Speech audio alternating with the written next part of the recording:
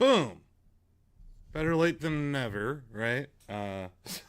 Sorry. I went outside and I got my candy situation set up so I don't have to actually hand out candy. I'm your host, Luigi. Welcome to Game Trader Live. Live from my home office here in Canton, Ohio. Hopefully you guys can hear me okay. And you enjoyed the F-Zero music as I waited for the show to start. I think I have a unified chat over here, so I won't have to look at all the different places. But yeah, we're streaming on Twitter, currently known as X, YouTube, and Twitch for now. You know, Twitch is a place on the internet. So yeah, welcome to the show. Wanted to talk about. We had a ton of earnings news this week. We had some of the largest companies on earth reporting. We had, just news. Nvidia had their GTC October 2025 keynote where Jensen Huang announced all sorts of partnerships. The name of this episode is the AI Tech Bubble Infinite Money Glitch, and I'll get into why I am even using that term as we progress through this episode. But yeah, I posted a video earlier today on social media kind of just asking the question, is this a tech bubble? Is it about to burst? How will we know when it's about to burst? And I've been doing a lot of research on this topic basically for the last year or so. But news keeps breaking, interesting things keep happening in the space. It's not. I don't think that answer is easy, which is why this is going to be a long episode. What does Luigi think? Mario. I'm pretty sure that's all he has to say about it. But yeah, we can get into it. Why do I think we are in a bubble? Well, let's look at some stock charts to kind of give us a picture for that, right? So here we are on my stock chart. This is a monthly chart of the S&P 500. This is 500 of the largest companies in the United States. Many of them are multinationals now. But, we got basically an all-time high monthly close on the S&P 500. This is, this right here. I don't know. Can you see my mouse? Did I turn off my mouse? Hold on. Can I turn my mouse back on? Did I ruin that? What happened to my mouse? Am I not capturing my mouse anymore? That's horrible. What if I click on stuff? If I click on it, does it show up on the stream? Yeah, okay, I'll just do that. So right here, you see this thing? That's the tech bubble. This basically started in the mid-90s. Here's where Shacknews was created. And the S&P 500, let's just say from November of 1995, it was at 61. This is the SPY ETF. It was at 61. It went to a high of around 155.75 in March. That's like a 200% run in about 5 years. So where do you want to say the AI tech bubble started? Let's just say it started here in the bottom of the COVID pandemic. I think the companies were really starting to ramp spending there. But let's just say here's where the new bull market started for AI tech. The S&P 500 ETF was at 218 at its low. We're currently at 681. That's a massive run. And it makes the housing bubble, which is right here, and the tech bubble, which is right here. The bubble from 95 through 2000 is known as the dot-com bubble. That is correct, Greg. And then the 2007 to 2009 crash is known as the financial crisis, right? Or the housing bubble. The housing bubble really occurred in the mid 2000s, where you saw a bunch of leverage being used. So this is just the S&P 500. This is all, this is like the best approximation of how the U.S. economy is going. I like to talk about the weighting of this ETF.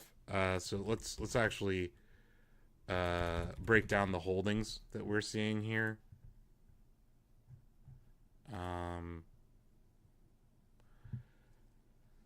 Sorry, I was just getting distracted in Slack. But yeah, the S&P 500's top holdings, right? I don't want to accept cookies. They always want me to accept cookies. I guess on Halloween you should accept cookies, right? But not from strangers. Well, technically, aren't you? This is a larger existential question about trick-or-treating. Because are you not accepting candy from strangers? I guess they're your neighbors. I don't know. These are the deep thoughts that I have here on Game Trader Live. Here you go, the holdings. So technology right now represents 34% of the S&P 500. And now here are the top holdings. I'll just do the top 10 for you. The only non-tech company in the top 10 is Warren Buffett's Berkshire Hathaway.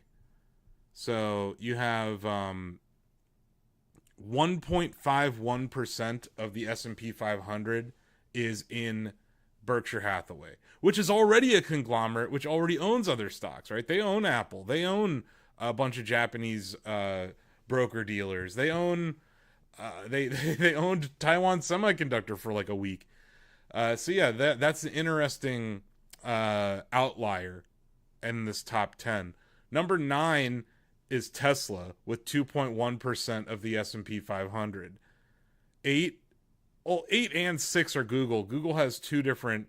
So if you combine Google's like the fourth biggest, but GOOG is the 8th largest holding at 2.26%.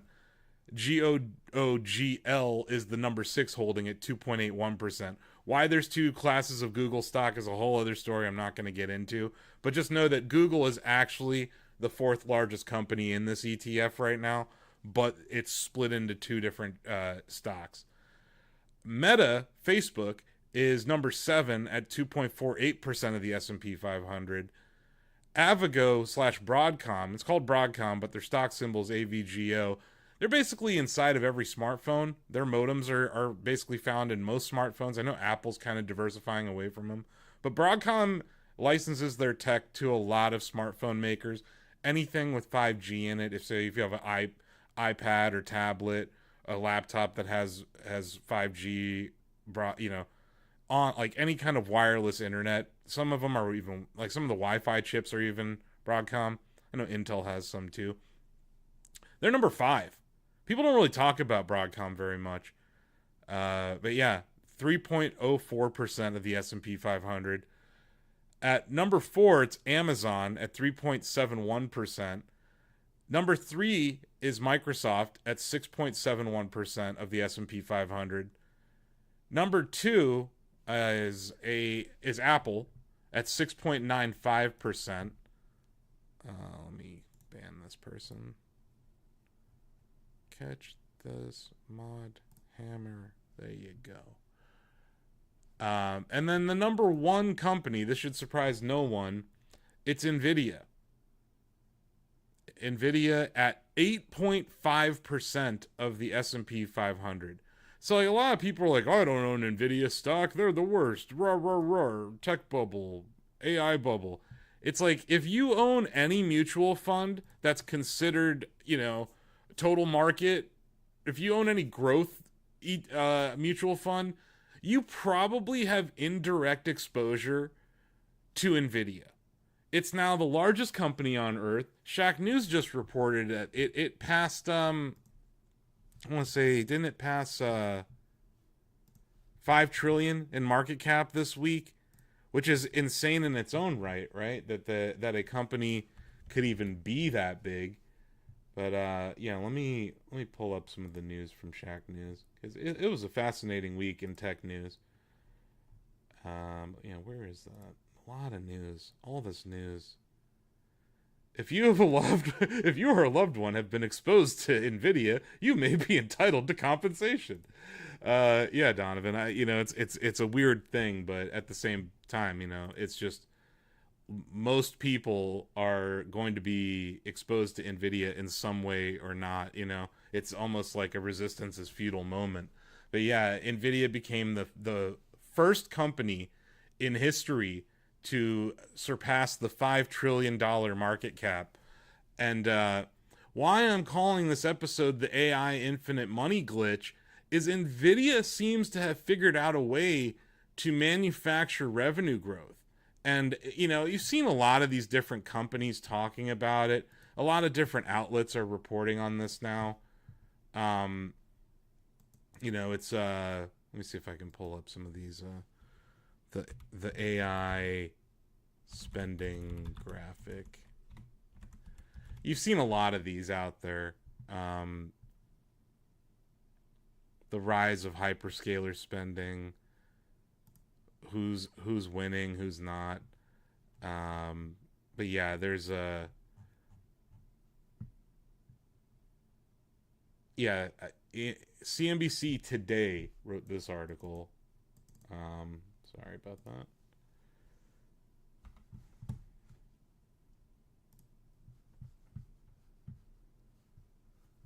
Let's switch back to me real quick. But yeah, CNBC wrote an article kind of highlighting just how much money is being spent on AI right now, and it's an insane amount. And these are just the commitments as of today. $380 billion splurge. This quarter's winners and losers when it comes to AI. Um, so like Alphabet, Microsoft, Meta, and Amazon all lifted their guidance for capital expenditures on data center buildouts. Um, and if you add them up, it's about $380 billion. Amazon said that their capital expenditures are going to be $125 billion. You know, it, OpenAI has said they're going to spend $1 trillion building out things. And the interesting thing about OpenAI is they're not even profitable, right? Um, so it's a very strange time where some of these companies aren't making money, but they're being rewarded anyway. And yeah, people have highlighted that this is unknown revenue opportunity. I kind of want to, I said I was going to dunk on Zuckerberg, right? So we might as well dunk on Mark Zuckerberg while we're here. But yeah, there was a interesting, my dude Mark Zuckerberg, he went on the conference call at the Meta Facebook earnings call. God, we post so many videos and stuff to Shacknews. It's kind of hard to find stuff now. But let me find it. I did a terrible job of preparing for this episode because it's a Friday. I have to do all this other crap on days like today, but I think I have found it. To date. Yeah, this was the one that I found especially troubling. If you're a Facebook shareholder, this is not great news. I'm actually gonna have to put on my headphones so I can react to this. But we keep on seeing this pattern where we build some amount of infrastructure to what we think is an aggressive assumption, and then we keep on having more demand to be able to use more compute, especially in the core business, in ways that we think would be quite profitable, than we end up having compute for. So I think that suggests that being able to make a significantly larger investment here is very likely to be a profitable thing over some period, because if the primary use of it is going to be to accelerate the AI research and the new AI work that we're doing and how that relates to both the core business and new products, but any compute that we don't need for that, we feel pretty good that we're going to be able to absorb a very large amount of that to just convert into more intelligence and better recommendations in our family of apps and ads in a profitable way. Um, Now, I mean, it's of course possible to overshoot that, right? And if we do, I mean, this is what I mentioned in my comments, then, um, we see that there's just a lot of demand for other new things that we would build internally, externally. Like almost every week, people come to us from outside the company asking us to, stand up an API service, or asking if we have different compute that they could get from us. And we haven't done that yet, but obviously, if you got to a point where you overbuilt, you could have that as an option. And then, the kind of the very worst case would be that we effectively have just pre-built for a couple of years, in which case, of course, there would be some loss and depreciation, but we'd grow into that and use it over time. So my view on this is that rather than continuing to be constrained on CapEx and feeling in the core business like we have significant investments that we could make that we're not able to make that would be profitable, that the right thing to do is to try to accelerate this to make sure that we have the compute that we need, both for the AI research and new things that we're doing, and to try to get to a different state on our compute stance on the core business. So yeah, in that clip, he's basically couching the whole thing. He's saying, it's entirely possible that they're going to overbuild the capacity for AI data center, right? Like if they themselves may overbuild the amount of compute they need. Because as David pointed out in chat, it's an absurd amount of money that's being put into this. And it goes out like 5 years in a lot of places. So it's like, it's not just a commitment for this year. It's not just a commitment for next year. These companies are committing. And when I say these companies, I mean Amazon, Microsoft, Google, Apple, Meta, and even like AMD, and then some of these private companies like OpenAI, this whole Stargate facility that they're building down in Texas, which is, I don't know if anyone in chat's living in Texas, but electrical prices are going up because of the Stargate project.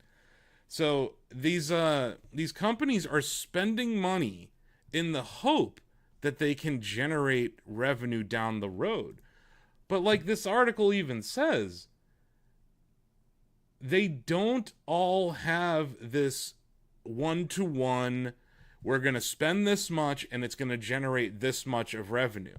Now, why I keep talking about the infinite money glitch and why I think it really exists specifically at NVIDIA is NVIDIA's the one making the chips.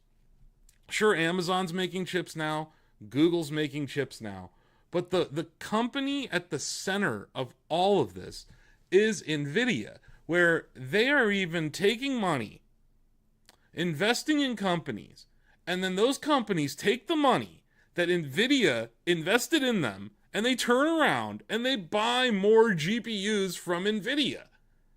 This is circular funding at this point, where people are starting to worry that this is something like we saw in the auto industry in Japan.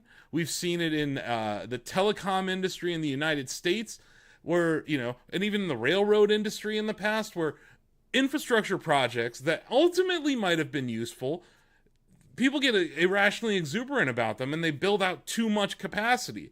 There are railways that were deconstructed in the United States because they ended up not going anywhere. The telecom industry collapsed in on itself. And I think we're seeing something similar here. It's not that every company is going to go under. I don't think that. But, and honestly, these big companies, the Amazons, the Microsofts, the Googles, and the NVIDIAs, they have a ton of money. ASML, that's a really interesting question, right? ASML just laid off a ton of people. But yeah, like that's one of those, that reasoning. I'm glad, D-Jukes, that's a really good question. They asked in chat, with that reasoning, ASML would be king. ASML is a supplier, kind of like what, NVIDIA's, the GPU company that licenses out the tech and then, in partnerships with people build out stuff. Yeah, ASML, Taiwan Semi, Samsung, Texas Instruments, a lot of these companies will benefit from it. But my whole point is that it's built on this assumption, and that's what I think is really interesting. You have these healthier companies at the top of the food chain that are investing in much less healthy companies. You have OpenAI that is not making any money. OpenAI does not generate any profit. I think they're about to make about 13 billion. They made 13 billion in revenue last year. We don't know what their full year for this year will be, but they're not profitable. Anthropic is not profitable.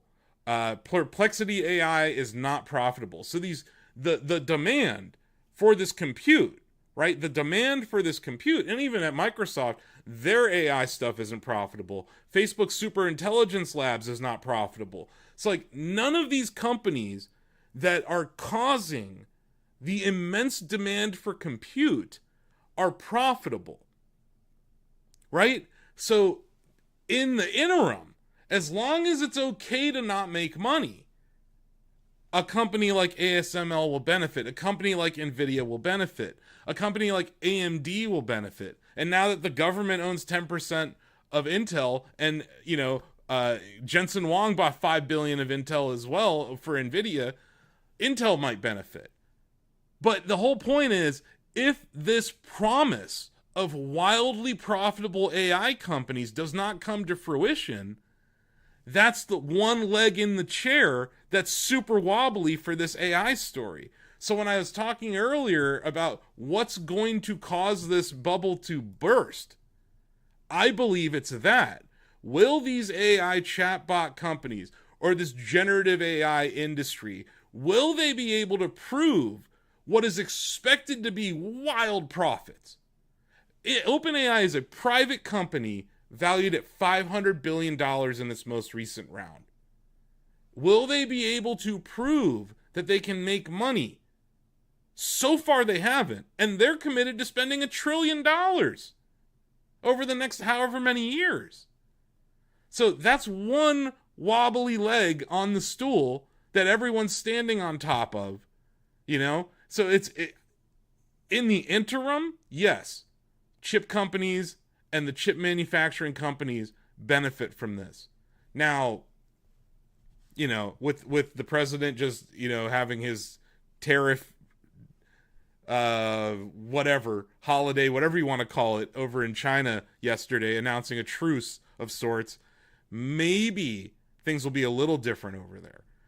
But yeah, I was chatting with our long reads editor David Crack earlier about this. I was just kind of laying out some of my thoughts on this whole thing, and so one wobbly part of the stool are those chatbots, and it's not unlike the .com bubble, where in that era, it was search engines, right? Everything was it was search. Search was the paradigm. When you think back to the 90s or even 2000, what was what were some search engines you used? Alta Vista, Ask Jeeves, Hotbot, Lycos, maybe Yahoo. How many of those are still being used today? So, and yeah, Google came out, and Google's the dominant search player now, right?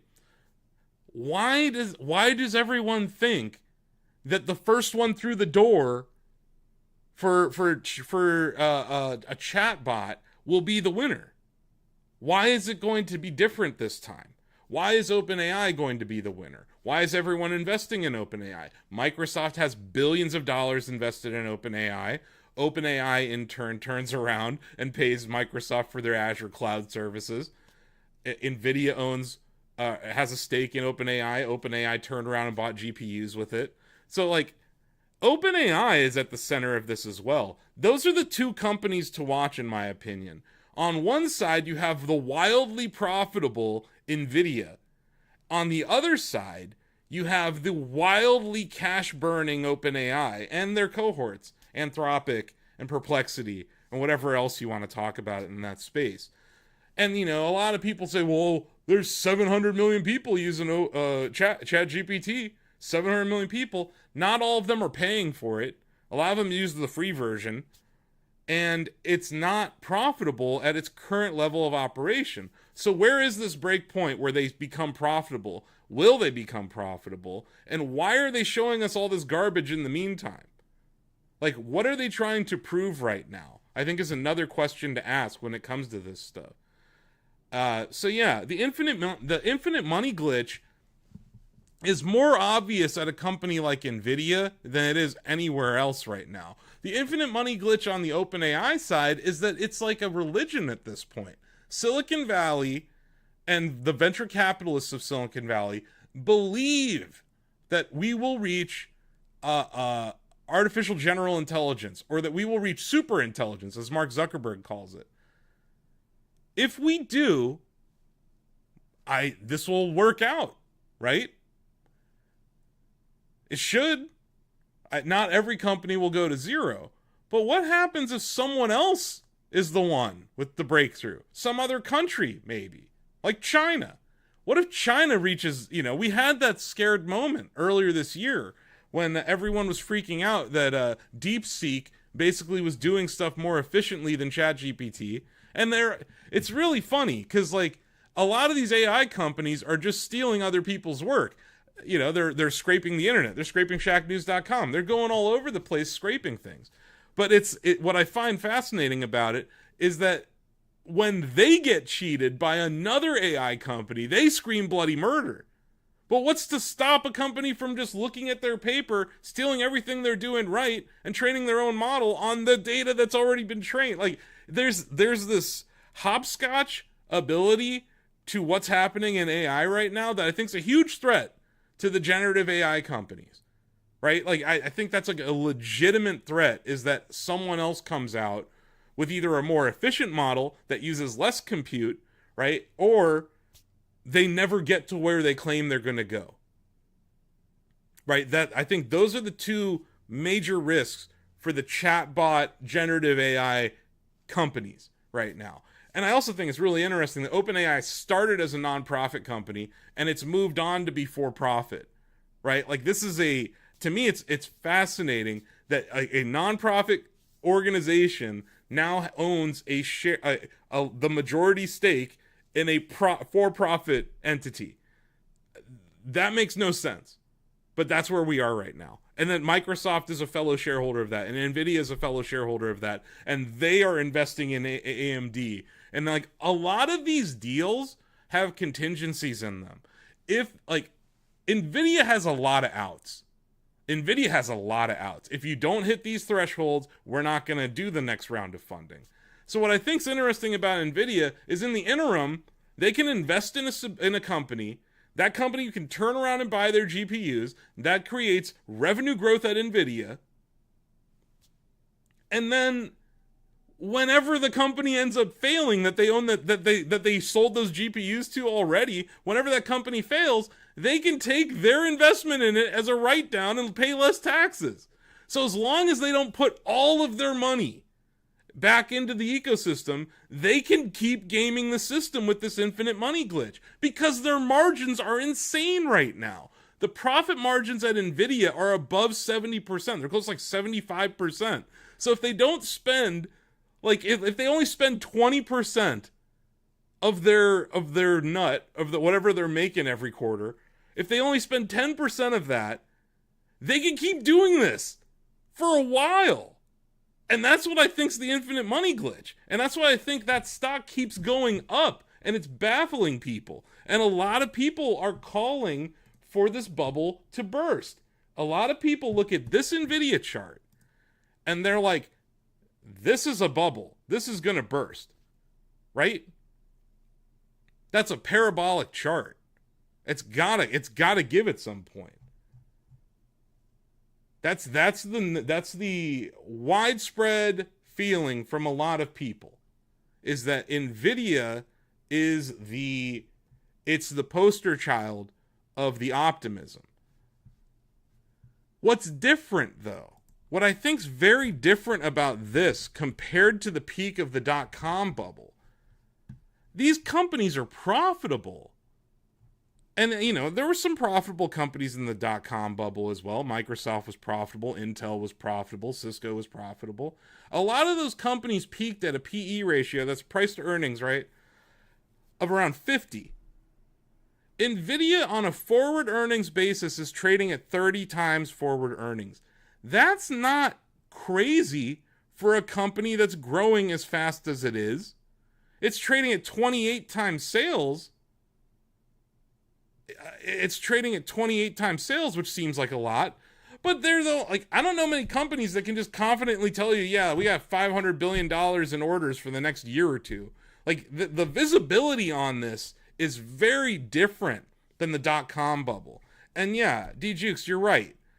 He says, or they say, if most companies have a lot of money and good earnings, it's not going to pop. That's the point. I don't think we're there yet.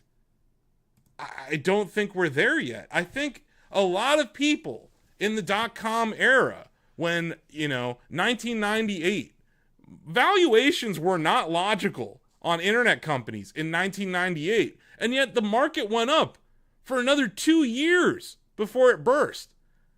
I think we're in a similar situation. We might even be in 1995 for all I know. Like, there's so much visibility out there. Goldman Sachs, Morgan Stanley, McKinsey, like, they all are putting out these research papers where it's like $5 trillion of spend in the next 10 years or the next 5 years, according to different,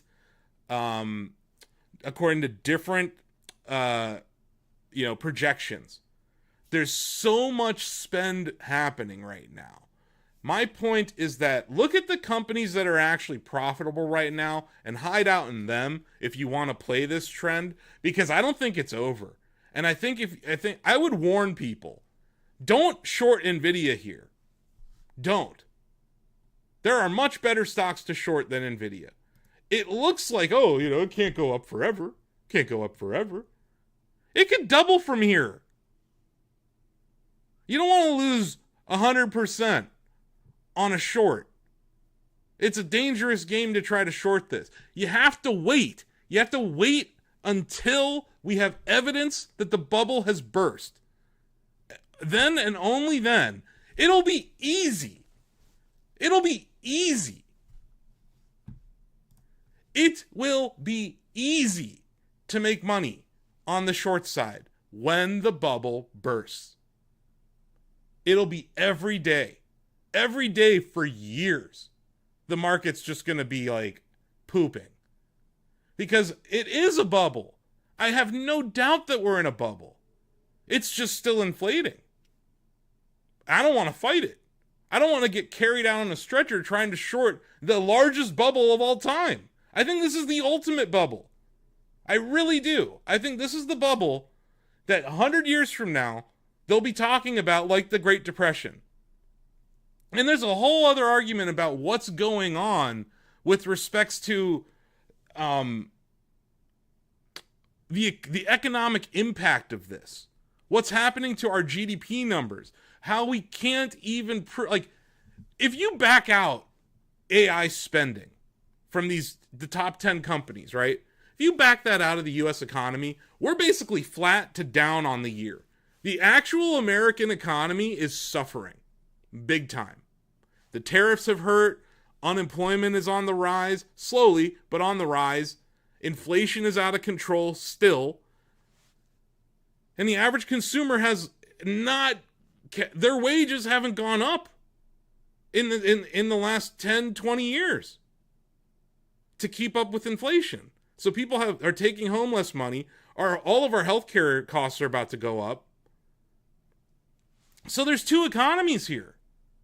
There are truly two economies. There's this AI bubble, and there's like actual real American economy. And like the actual regular citizens of America are suffering right now. A lot of them are. And I don't want to ignore that fact. But this infinite money glitch doesn't care about humans. It's just about building more compute. That's all they want. More compute. Why? Because we need it. Are you sure you do? Maybe. Doesn't matter. We need it. And it's like every once in a while, you're going to see Sora trot out some sort of dog shit video that like, oh, look at this cool video we made. Or well, here's what ChatGPT can do in GPT 6.7 or whatever. Like they're doing that. Like Sam Altman announcing GPT 6.7. Like it's definitely a hello fellow kids moment for some of these companies. But I just don't think it's over yet. But I do think a company like Meta is something to look at this week, though. Facebook, this is a terrible looking chart. Facebook is in trouble. Facebook is in legit trouble. They had an outside quarter followed by a doji and they sold right off of it. Facebook is in trouble. They're spending all sorts of money trying to catch up to Google, trying to catch up to Microsoft, trying to catch up to Amazon. And I think they're going to be left holding the bag. Facebook has not shown the ability to make money on anything other than advertising. Mark Zuckerberg has spent $50 to $100 billion pissing it away on AR and VR development. Like, Oculus hasn't been a profitable acquisition for them. They're really good at making display ads. They're really good at advertising to people on Instagram. But I think Facebook is the one, when the bubble breaks, like when it truly bursts, they're the one. This is the one I'm watching to short. Because I think their management has not shown the ability to actually control themselves during bubbles. They spend crazily. And I saw Donovan asked earlier, is Mark Zuckerberg dumping shares right now? Let me see if I can pull up that data. NASDAQ, insider trading. No. Mark Zuckerberg is not currently dumping shares.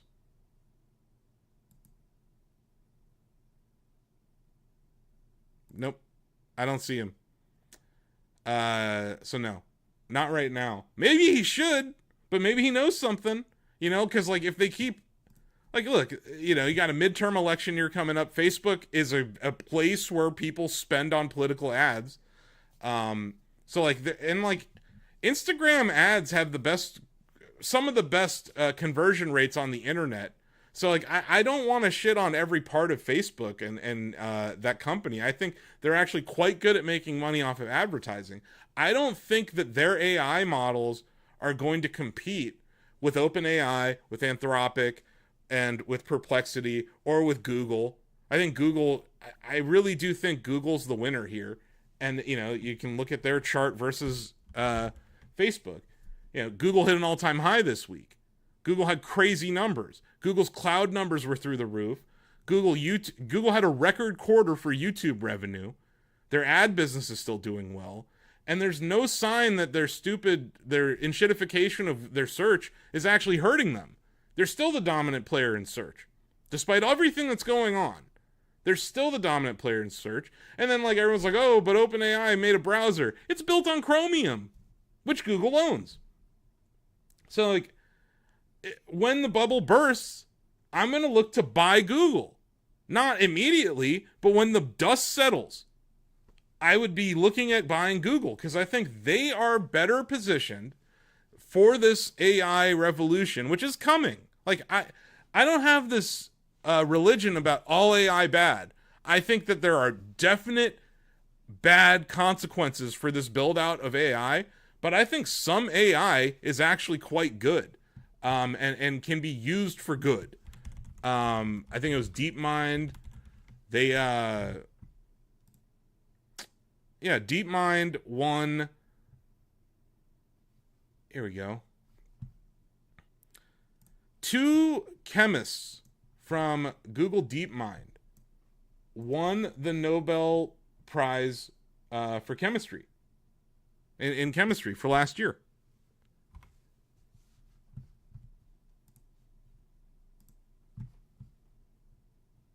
They cracked the code for proteins' amazing structures.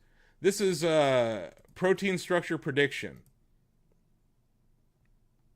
David Baker has succeeded with the almost impossible feat of building entirely new kinds of proteins. Dennis Habas and John Jumper have developed an AI model to solve a 50-year-old problem, predicting proteins' complex structures. These discoveries hold enormous potential.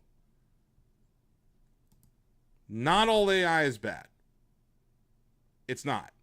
It can do, if we use it as a tool, if we have a goal and we use it as a tool, it can be useful. Human ingenuity is still required, but it can be a good thing. It's not all bad. But my point is, and this is where I agree with the people who roll their eyes at generative AI. This isn't really, this is a focused model with a purpose. It's not this general intelligence thing that OpenAI is fixated on. You look at Anthropic, we do a lot of development work here at Shacknews behind the scenes. And if you're not doing dev work at your website, you're going to die. But I was talking to our lead dev, and Claude has a very capable assistant for computer science work. If you're a programmer, there is a very useful tool at Anthropic. Now, does it justify the billions of dollars that it's valued at? Probably not. Probably not. But there are little pieces here and there. And that's why I keep bringing it back to the dot-com bubble. The promise of the internet was proven correct.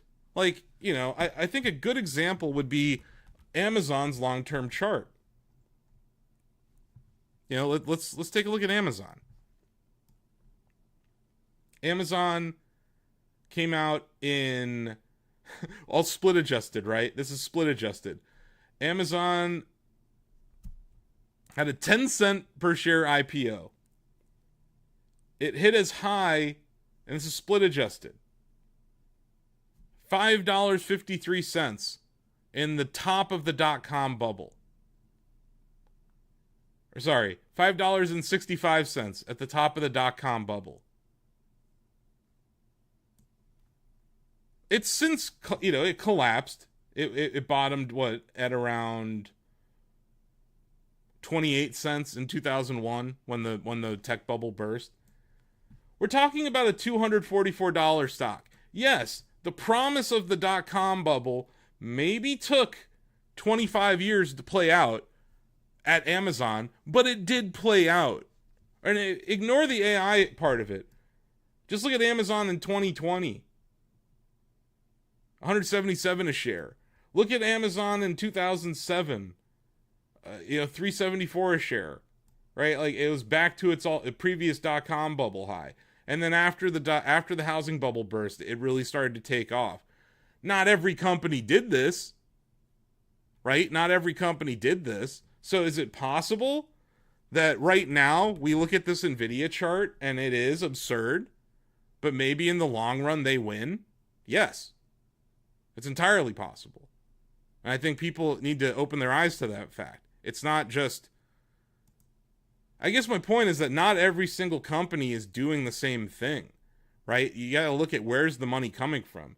I've used this term before on this show, but it's like we're in a gold rush. And Nvidia's selling pickaxes, right? But at the same time, I said they've figured out an infinite money glitch. They can invest in companies that then turn around and buy more GPUs from them. And as long as that goes on, I think the music's still playing, is my point. It's not over yet. And that's why things can get really weird before that happens. And what are these other things, though?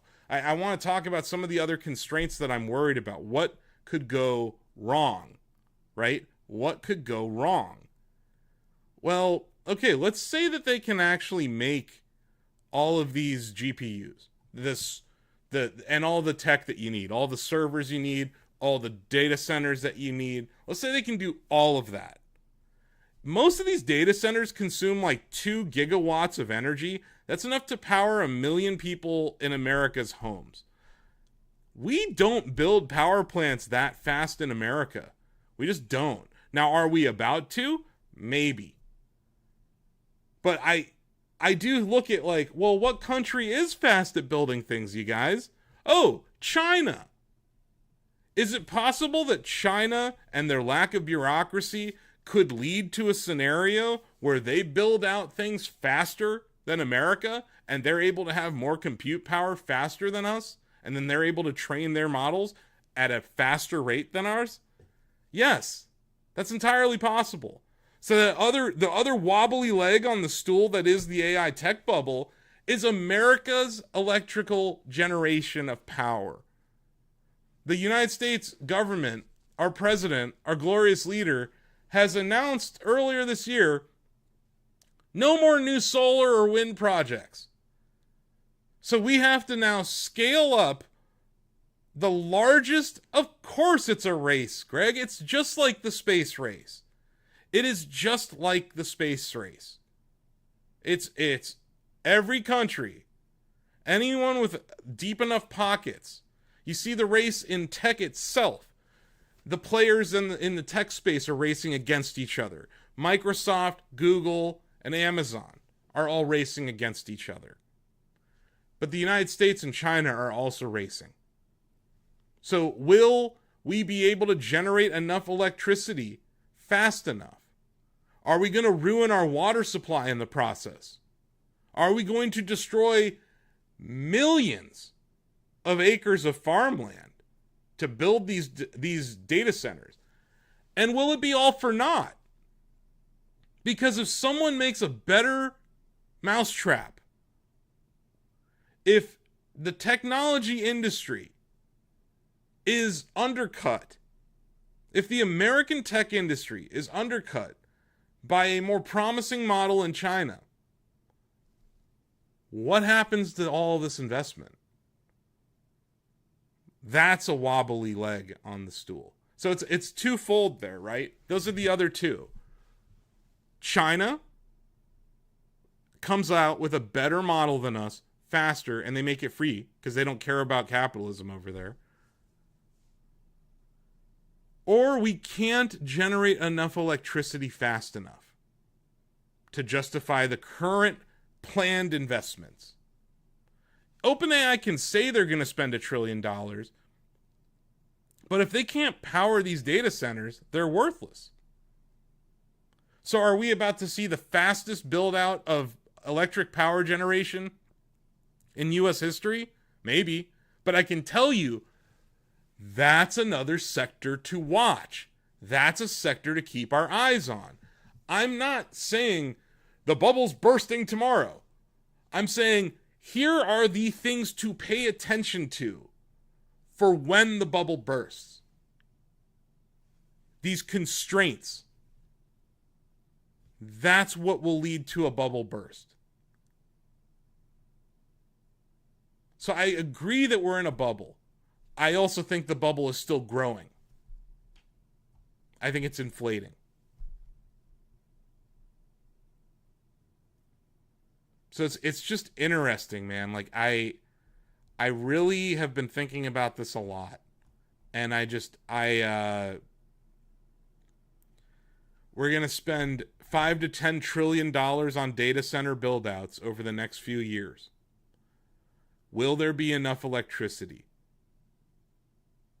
What will that do to the cost of electricity? Will these companies ever achieve AGI?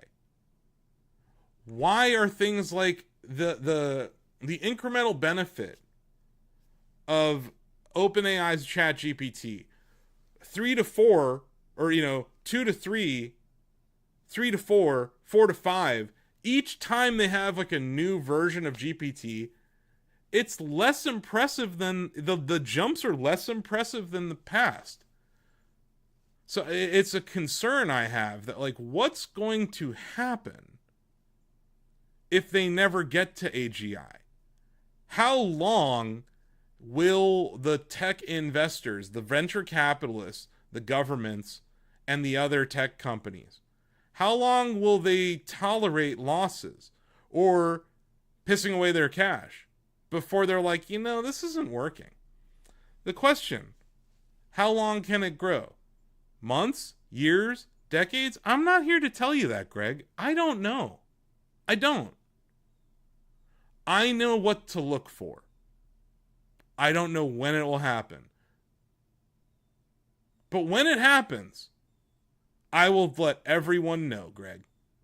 When it happens, I'll let everyone know. I will be the loudest person that I possibly can be when I see evidence that the bubble is bursting. And I can tell you right now, I don't see evidence that the bubble is bursting. I don't. And yeah, hey Lucci, welcome to Game Trader Live with Luigi. But yeah, we're talking about the AI tech bubble and the infinite money glitch and why I don't think it's over yet. And I think that's crazy to say because obviously you look at a stock chart, just optically, you look at a stock chart of Nvidia, which was what, $10.81 split adjusted in 2022, and now it's at $200. Line go up eventually. Like people think like the stock market has gravity or something. Things can go way out of control, and they clearly are. They clearly are. It's unfettered capitalism right now. It's capitalism run amok. There's all a fair trade commission or like a Department of Justice that had half a brain would not allow a Nvidia to invest in Intel. That's insane. Or OpenAI to invest in AMD. Or Nvidia to invest in CoreWeave, and then for CoreWeave to turn around and give back money back to them, or Amazon to invest in Anthropic, and then Anthropic turn around and buy GPUs from them, or Google to invest in Anthropic, and then Anthropic turn around and hand them a cloud deal, or OpenAI giving $300 billion to Oracle, and then Oracle turning around and buying more GPUs. It's this web. That's the unsustainable part of it. That's the thing that's scaring people. But my point is, like, we are in a world of such unfettered corruption right now. It's not over. Like, it seems like this has to end at some point. And it will. It will. But, like, look for the actual evidence.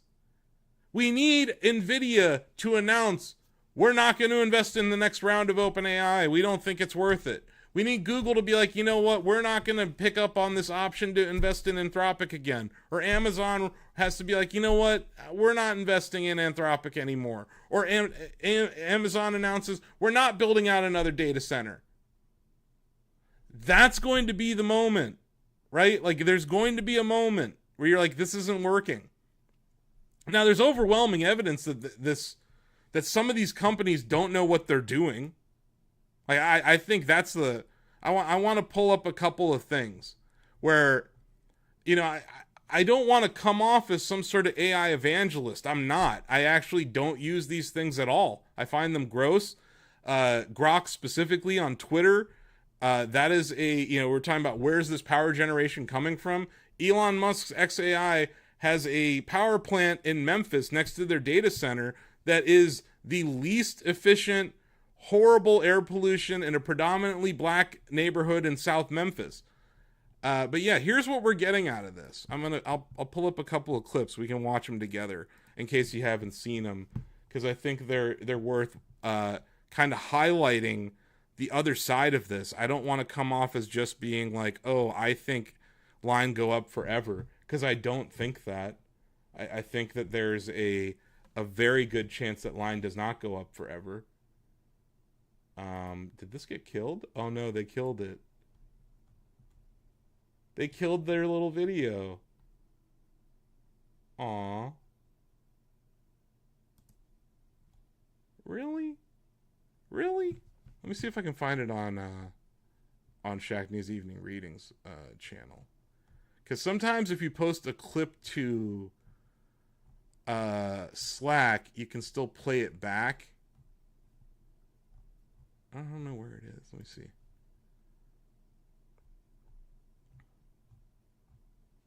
I was like, hey guys, want to see the worst thing on the internet? Let's see. This will be funny if I can actually do it. No. Doesn't look like it will let me. That's funny though. That this guy... for FRAI. Let's see if I can even find this guy anymore. Wow. It's gone. It was a video. It was a deepfake video of Friends. It was an AI generated video of the show Friends. It's gone.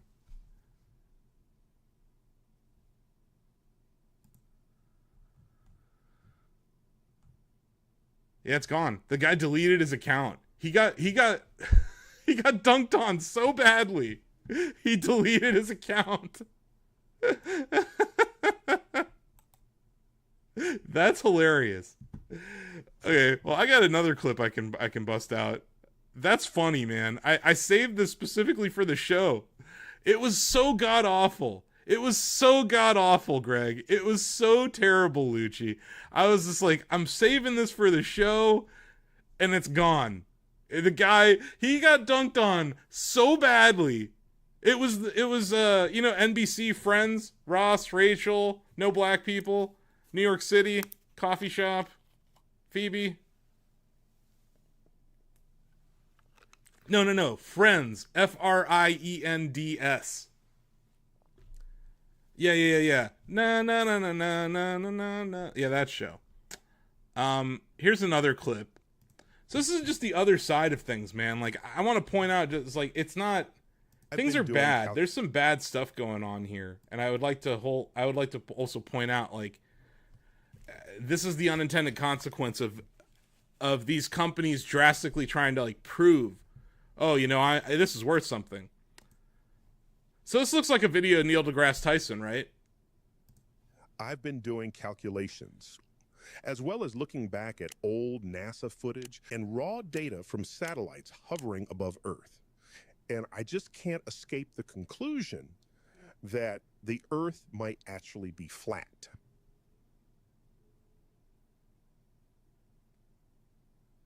That's not me. It was never me. Those aren't my words. That's what's called a deep fake. I've been doing... That's not good. That's bad. That's the fact that that's a thing and it looked that convincing is terrifying. Like, what that means for the veracity of information on the internet is scary. This is not a good consequence of AI development. And this is what we're seeing with Sora 2, right? Like, Sora 2, where Robin Williams' daughter had to tell people, please stop sending me videos of my late father. The Martin Luther King Jr.'s family, the King estate, had to sue OpenAI. Say, take our father's likeness off of your platform. What value is being generated by this stuff? If this is like okay, it's impressive. It's impressive that is indistinguishable from reality, right? Like, we can't tell the difference anymore. What value does that add? Why are we funding companies for this? This can't be what AI is for. And there's no regulation. That's the scary part. How long until... That's a good question, man. How long until AI courts, or courts will take AI-generated evidence? Because they can't tell the difference. You could create a video of someone saying something that they never said, and it could be used to, or at least arrest them.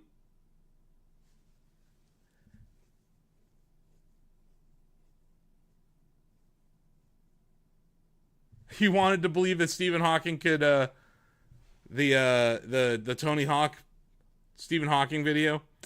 Yeah, look, I want to believe in all sorts of things, man. I want to believe there's a new F-Zero game coming, but sometimes you have to, like, hit yourself in the face and be like, reality, it's a thing. I'm a man in a Luigi outfit telling you to pay attention to reality right now. I'm not AI generated. But you could go on Twitch right now, and there's this AI Jesus. Have you guys seen AI Jesus on Twitch?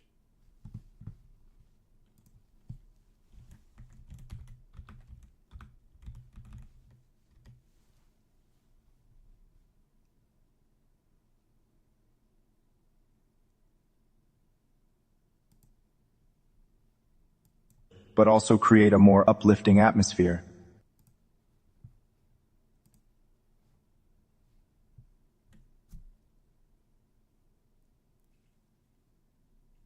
Jesus in Mark 11, 12:25, you cursed a fig tree. Why? Hello, Billy Bogue 292,929.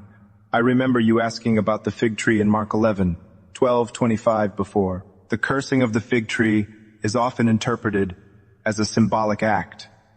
He's It just can be streaming seen as all a the message time. about the importance of bearing You can good just fruit, watch AI Jesus staying spiritually whenever. nourished, and being fruitful in our faith. The barren He's streaming 24/7. That's not a VTuber, man. That's not a VTuber, Lucci. That's the scary thing, man. That's an AI generated. That's just an AI generated prompt based, whatever you want to call it. I don't know what the hell that is. No, not a human, man. Not a human. And there's like AI psychosis now. There's kids out there who can't tell the difference. They're falling in love with their chatbots because people are lonely and they talk to their chatbots like it's their friend, right? And Meta did some really fucked up shit where they're like, here's Paris Hilton but AI, here's Tom Brady but AI, right? So you can be friends with them. It's like, no, these are the things that they choose to use as their proof of concepts are baffling and stupid. I don't get it. I question a lot of the decision making there. But yeah, let me see if I can find this X1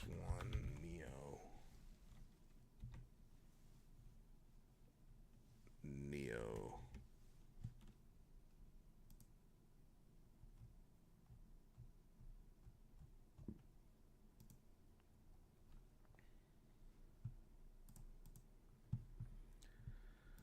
So here's another example of a tech company trying desperately to push their product out the door. So this is called X1's Neo robot. This is a humanoid robot that you can pre-order for delivery in 2006. It costs what is it? It's $20,000 or $500 a month.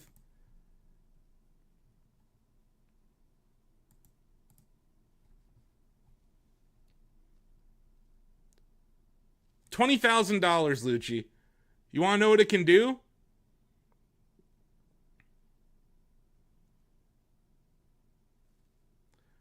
Do you want to know what it can do, Greg? Did you hear what it can actually do? So they're showing it do all these things in this video, right? They're like, here's what you can do. It's looking at you. That's not creepy. So, oh look, laundry. It's showing you laundry. It's like, hey, look at me do your laundry. I'm a robot. I'm doing your laundry. This is not AI. That's a virtual presence robot being controlled by a human. It can only do two things. It can open a door, and it can take a dish to your kitchen, or a glass. Those are the only two things that it can do automated. The rest of the time, it's being done by a human in a VR headset.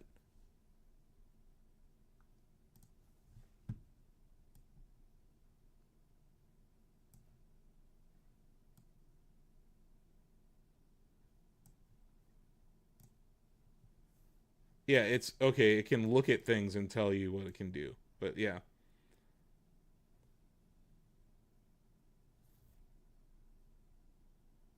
I'm trying to find the actual. Yeah, here we go. Hey, Neo! Can you get the door, please? So you see at the bottom of the screen how it says autonomous walk to door?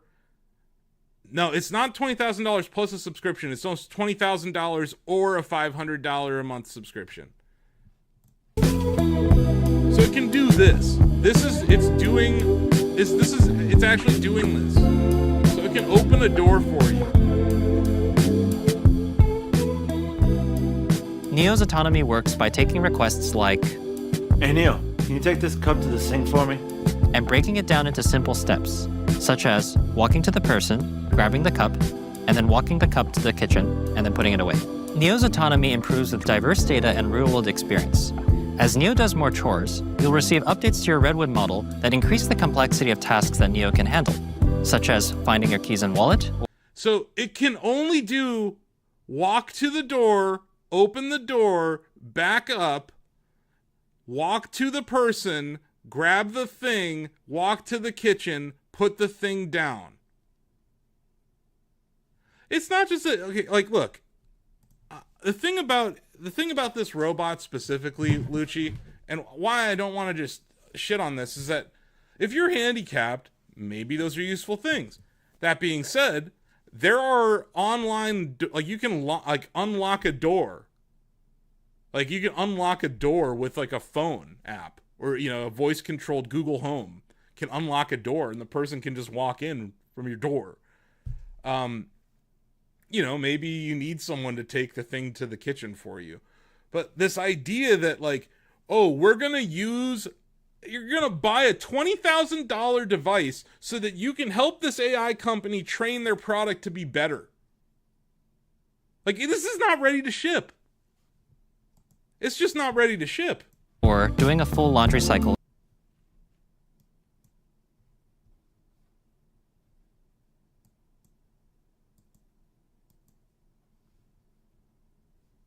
But hey, it comes in 3 colors.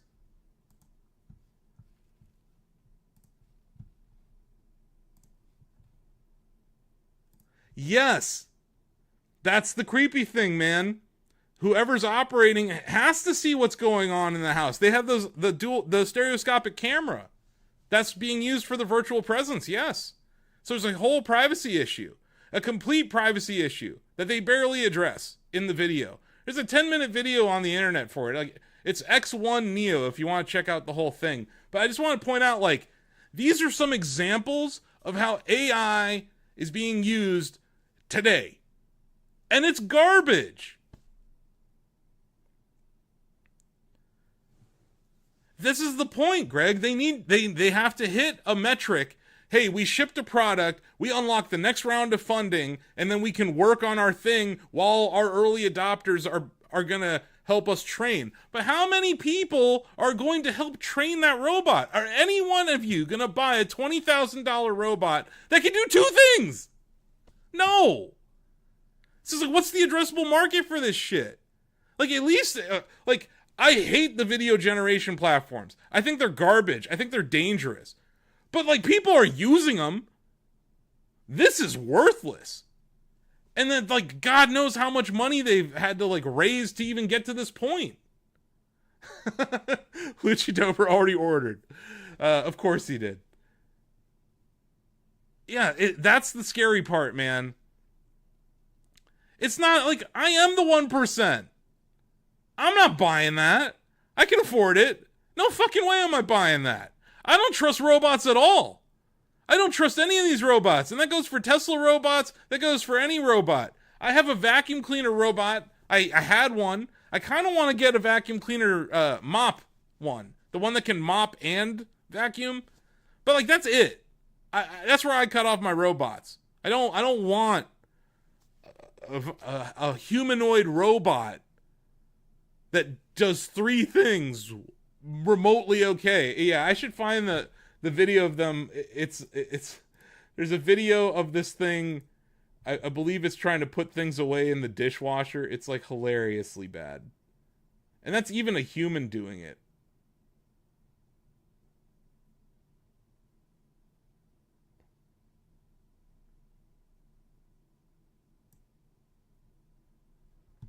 Here it is.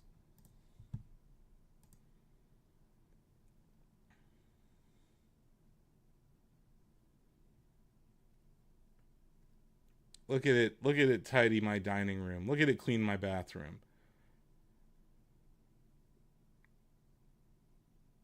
Why is it washing its hands? There's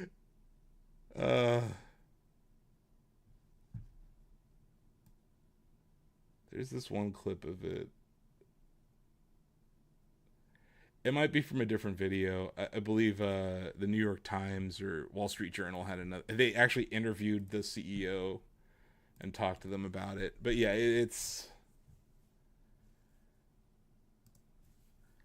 And it's not even on demand. You have to schedule it. You're like, hey, I'm going to need someone to clean my bathroom tomorrow. You have to email them or use the app to schedule a human to virtually control your robot. And then, yeah, like, what about a humanoid robot that'll watch you sleep? No. And yeah, to the point about sex robots, that's probably the killer app, man. Because if you already look at what people, the loneliness epidemic and how people are using Chat GPT to be less lonely.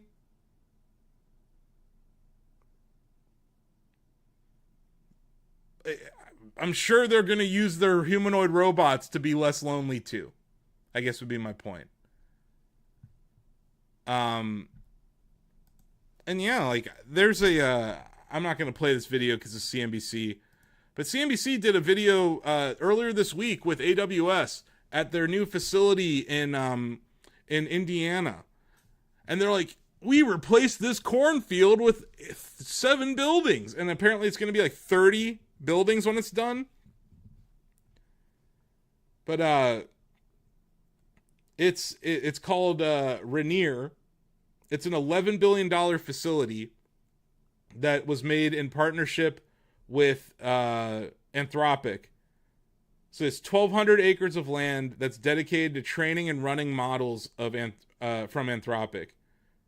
It's already up and running, and it does not run on NVIDIA chips. So this is a data center powered by AWS, and they have their own chips that I believe they're called something really cheesy like Trainium. I think that's what it's called, which is like super cringy. But yeah, NVIDIA's making chips and facilities. This is already happening. And you have farmers, you have citizens, you have water advocates or clean water advocates that are all complaining about this stuff already because it's affecting everybody. It's affecting the economies, it's affecting the ecosystem, and we're destroying our farmland here in America to do this. But yeah, there's just last month, Anthropic raised $13 billion at a $183 billion post-money valuation.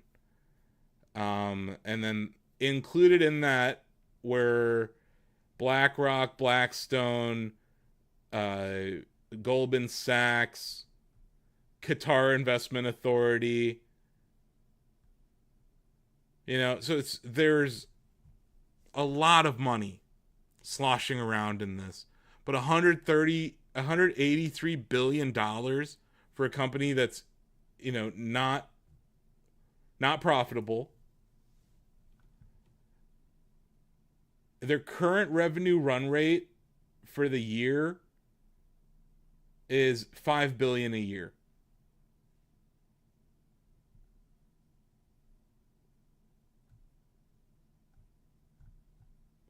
So they're generating $5 billion of revenue a year, and they're valued at $183 billion.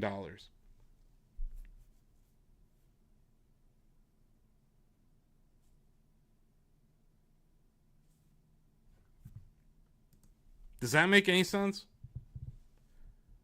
Maybe. This is the opportunity, right? And what I find interesting is that these big contracts that these companies have, they're not for the consumer side, right? The stuff that we're seeing, the GPTs and like, you know, Perplexity AI search engine. The real money for these companies is coming from enterprise deals, right? But what I find interesting, I was just talking about how Anthropic was working with Amazon, right? Oh wait, they're also working with Google. They announced a deal. They're claiming that they will have a $7 billion run rate next year. $7 billion in revenue. From $5 billion this year. So they're going to grow, you know, they're growing.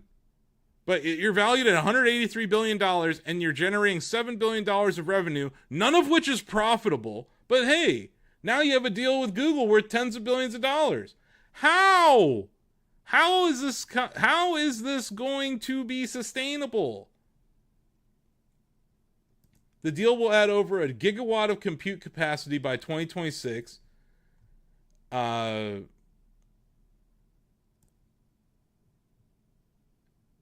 The cost of a gigawatt center is around $50 billion. 1 gigawatt data center is around $50 billion, with roughly $35 billion of that allocable to chips.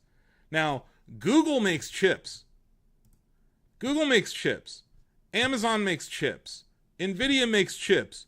AMD makes chips. Intel makes chips, right? They're the ones, they're like the drug dealers. Yeah, only 25 years, right, Lucci? Like, how is this sustainable?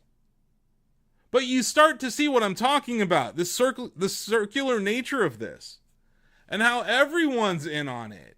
Everybody's in on it. Boss, if you love to shit on Microsoft, how have you not shit on Microsoft?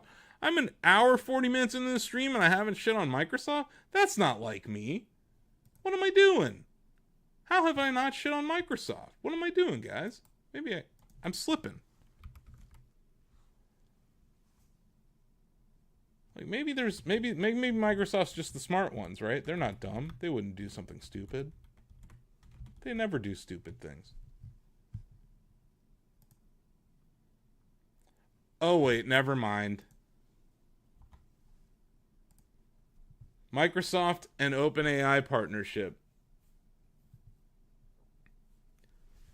Microsoft holds an investment in OpenAI Group PBC valued at approximately $135 billion, representing 27%.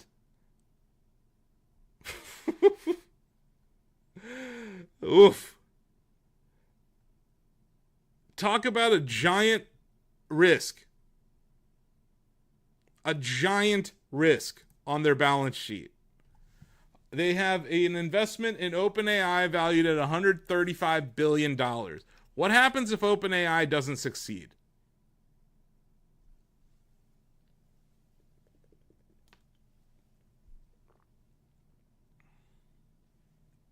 It's crazy.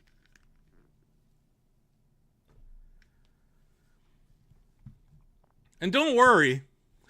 Don't worry. OpenAI and Microsoft have that circular relationship too. OpenAI pays Microsoft for Azure hosting, right? So the cloud computing deals, it goes both ways. So this infinite money glitch just spins around the whole industry. It's quite insane.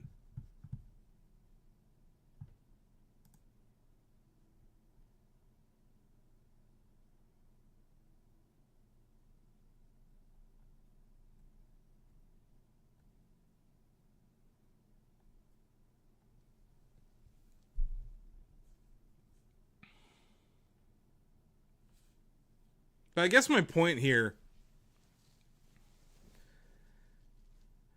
this is a bubble. It is. I don't see any evidence that it's stopping yet. But I know what to look for. But this is like, it's not unlike the roaring 20s of the 1920s. And that ended horribly in 1929 when the market crashed. And it didn't get back to its previous levels for almost 20 years. It took a world war.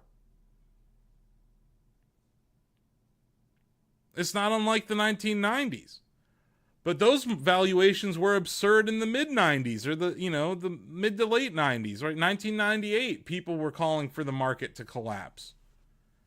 That's where I bring back up that chart, right? We should go back and look at the chart of the let's look at the NASDAQ 100. Or let's just look at the actual NASDAQ. This is the dot-com bubble. I like to consider that it started in 1995, right? So the NASDAQ, which is currently at 23,724, was at 830 in March of 1995. It peaked at 5,132 and 51 cents in March of 2000. So that's like over a 500% gain. 500% gain. Are we in a similar thing? Possibly. And that acceleration really happened in the last 2 years. The Nasdaq went from 1880 to 5,000, right? In a few years. Now, Lucci's asking a really good question. You know, one of my many aliases is the man with the briefcase, right? I drew that logo as I was a young guy in accounting school, and I was starting to have success investing. Mainly, I made most of the money that I've made originally on Apple. I made a lot of money investing in Apple. And I held it for a very long time. Lucci asks over there on Twitch,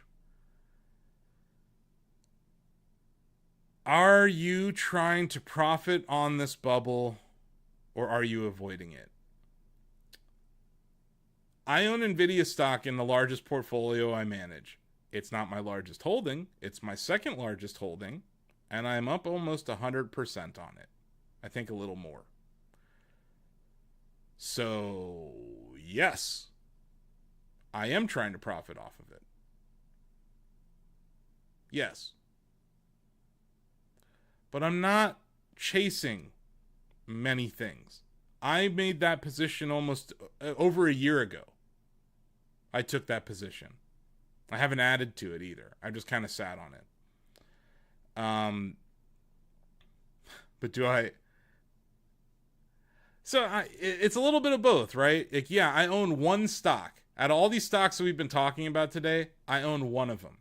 I own the one that's now the largest company on Earth. When I bought it, it wasn't the largest company on Earth. Now it is. I think...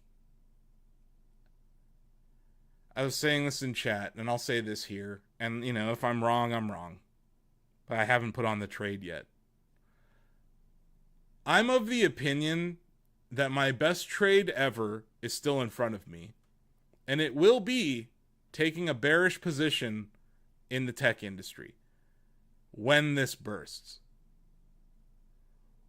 When this bubble bursts, it will be easy to make money on the short side. Easy. It's just not there yet. So I'm being patient. I'm just like sitting here waiting for my pitch. You know what I mean? Like in a baseball term, or I'm just sitting there waiting for the one-timer. Yeah. I mean, NVIDIA in 2022 was a hell of an investment. I didn't buy it back there. I bought it last year, but I'm already up 100% or more. Yeah, my largest holding's still in boring-ass Nintendo. It's a boring company compared to the hotness that is AI, right? But yeah, like you see what happened with Facebook, and I played a clip earlier, Lucci, where Mark Zuckerberg was talking about, hey, if we're wrong about building this, we can just lease out our money. We can lease out our data centers for compute. He's like already planning for failure, right? So when I'm hearing, you know, one of these companies is spending hundreds of billions of dollars on AI build-outs and they're already planning for failure, that's not encouraging at all. And I do think that they're going to be a short in all this. I think that, you know, you could even just, when things break, you could just short the entire NASDAQ and it'll probably be profitable. Or you can go around and start to find some of these companies. I'm glad you brought this part up because I have been thinking about, okay, well, who are the companies that I want to slam when they really, really go to shit? And here's one that I think is especially boned. CoreWeave. CoreWeave's a company that went public earlier this year at around $40. It was $40 a share. They were struggling to even get their IPO subscribed to until guess who bought $250 million of stock? Can you guess? Can you guys guess? Anyone want to guess who the white knight of CoreWeave was earlier this year? No? Bueller? It was NVIDIA. It was Jensen Huang. They said, we'll buy $250 million of CoreWeave at $40 a share. And then other companies came in. They said, fine, well, if NVIDIA's investing, we'll invest. CoreWeave's now at $134 a share. So they're clearly, people who bought the stock at the IPO are doing well. $66 billion valuation. $66 billion valuation for CoreWeave. That must mean they have a decent amount of revenue, right? Or a decent amount of sales or earnings, right? Maybe earnings. They trade at 19 times sales,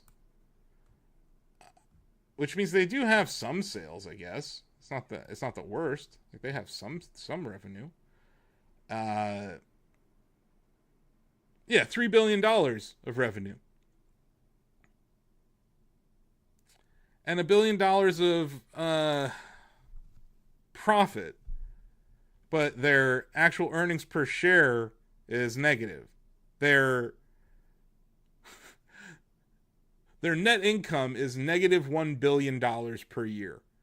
So you have a company that loses $1 billion per year that was valued somewhere around $20 billion at its IPO that's now currently valued at $66 billion. What does CoreWeave do? Good question, Asif. What does CoreWeave do? They're a cloud computing company that specializes in providing cloud-based graphics processing unit infrastructure to artificial intelligence developers and enterprises. They lease GPUs to OpenAI, to Oracle, to whoever needs the compute power. They lease it. That business model I was saying that Mark Zuckerberg was talking about doing, CoreWeave's already doing it. Amazon Web Services is already doing it. Google's already doing it. Microsoft's already doing it. And the thing about Google and Amazon that I find interesting is they make their own chips. So they're not going to NVIDIA and asking them for $1 gajillion of chips and then leasing them. But this is insane. This is a company that literally buys GPUs from NVIDIA with money NVIDIA gave them and then leases them out to other companies in the hopes that they'll make money back. Here's the problem. The lease prices on GPUs are not going up. They're actually it seems like they might have peaked. Like what these companies are making from an revenue standpoint, their average revenue per GPU is going down.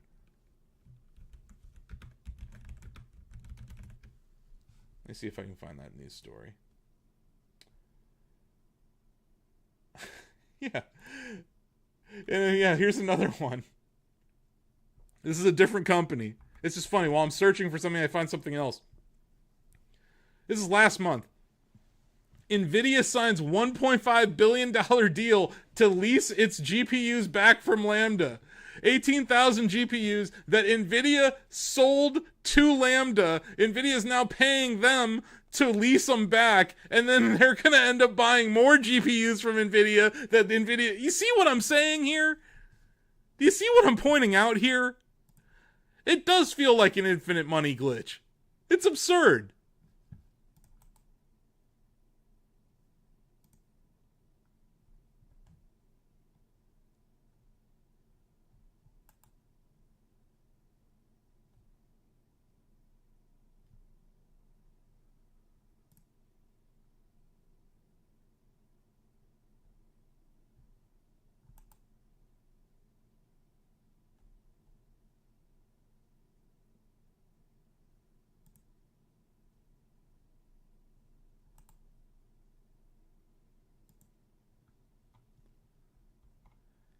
Yeah, this is a year ago.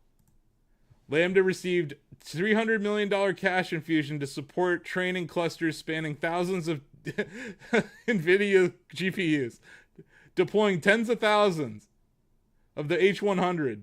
And then 2 years later, NVIDIA had to pay them to lease them back.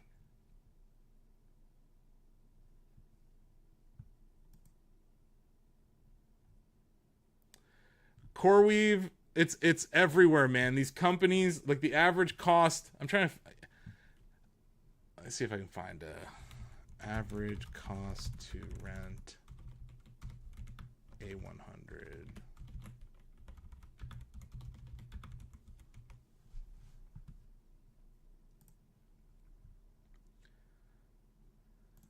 So yeah, this is here we go.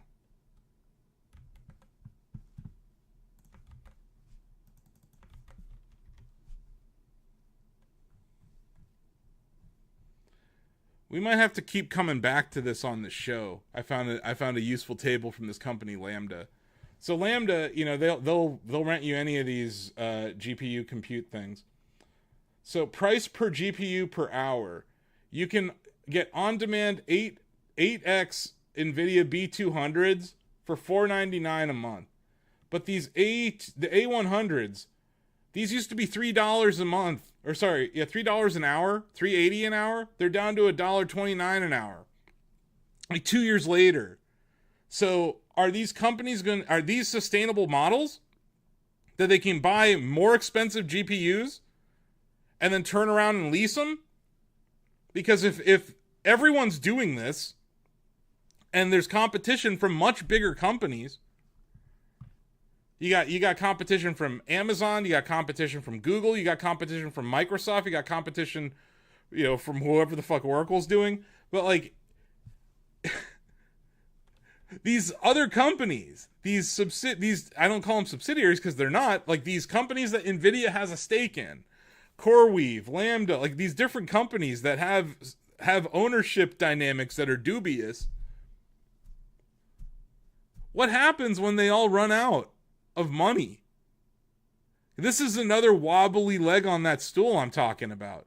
Electrical power generation, the leasing of GPUs, this whole business model, which is not profitable. I told you that CoreWeave, like the largest one in the business that's standalone, make a new one. Yeah, just make a new lease company. Exactly.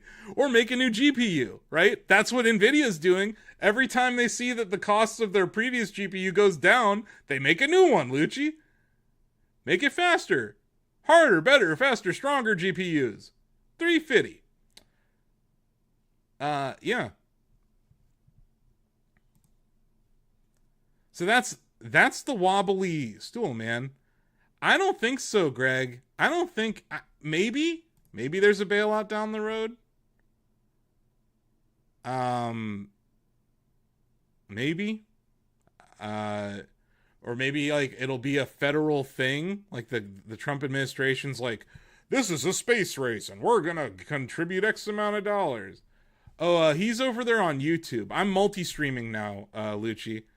Sorry about that. Yeah, he's over on YouTube. We're on YouTube, Twitter, and Twitch still for now. But yeah, I'll try to reach it. I'll try to be more clear where people are talking from. But yeah, we are over there on the YouTube. We're also on the Twitter, which I believe this used to be Periscope. Hello, former Periscope people. How are you? But yeah, it's this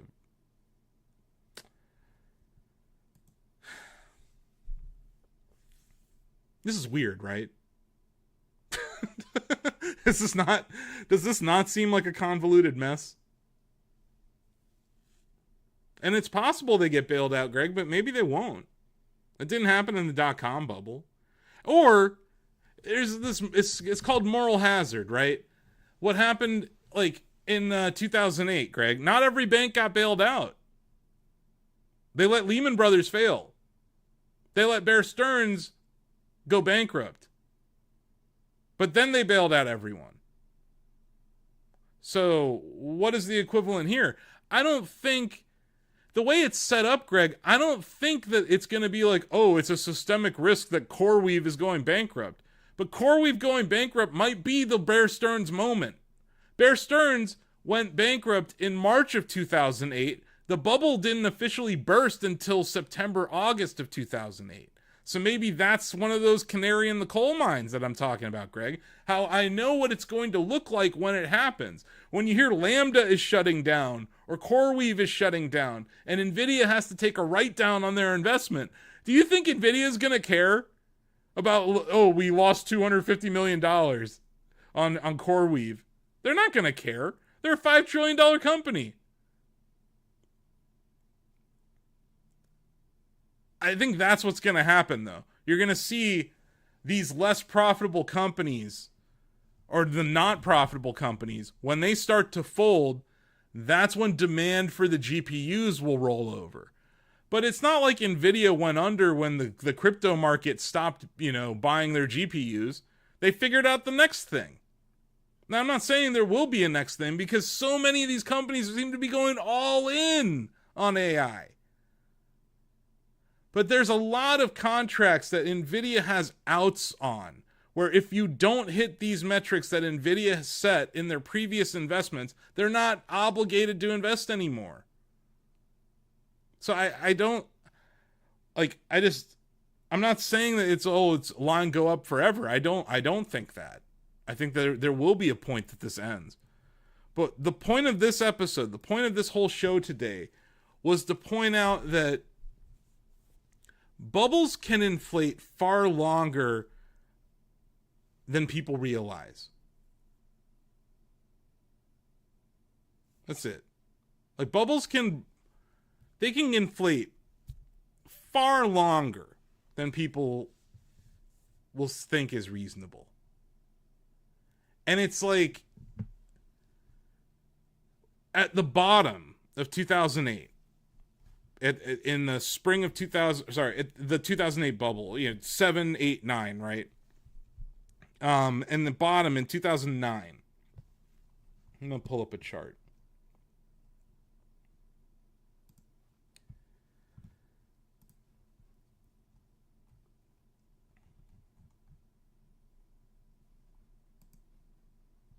This right here.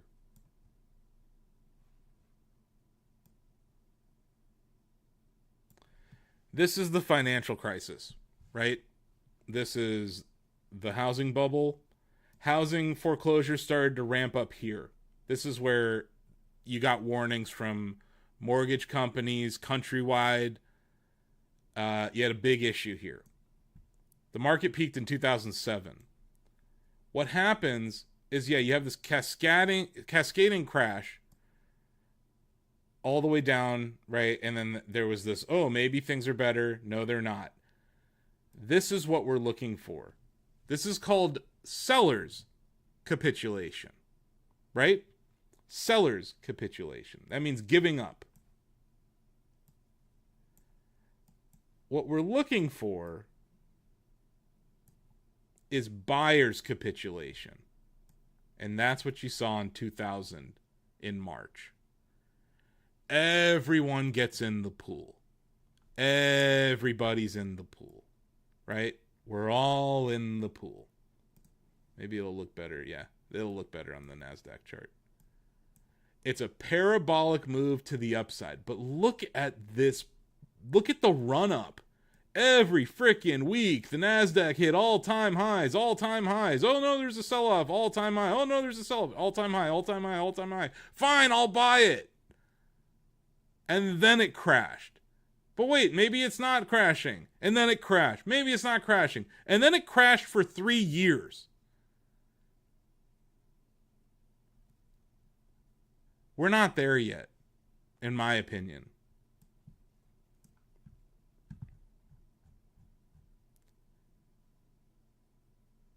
It's a bit too orderly.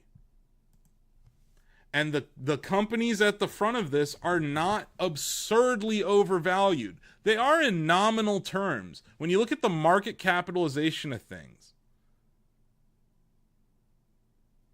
No, you don't want to be the buyer that capitulates at the top.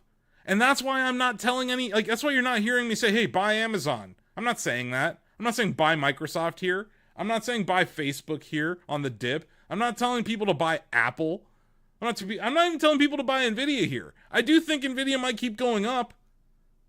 But I don't necessarily think it's safe to buy it here. I think you had an opportunity earlier this year when, the tariff fears were there. I think there was an opportunity to buy NVIDIA at that point. But now, no. This is a scary time to be buying things. But my point is, like, it can keep running for a while. And it's when, no offense to my sister-in-law, but when my sister-in-law is complaining about not owning Nvidia, that's when I'm going to sell. Because she's not the person who's paying attention to the market 24/7. When she's like, hey, we should own Nvidia, to my brother, I'm going to be like, okay, I'm selling it. Like, that's kind of where I'm at with it. But yeah. It's, we're just not there yet. I don't think we're there yet.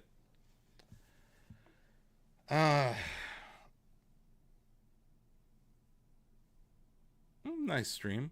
Decent length. I don't know. Do you guys want... I don't know. I didn't really do much chart research, and it's also just the first month of the quarter. I could look at some quarterly charts real quick. How about I do that? But that concludes the AI discussion. Any questions?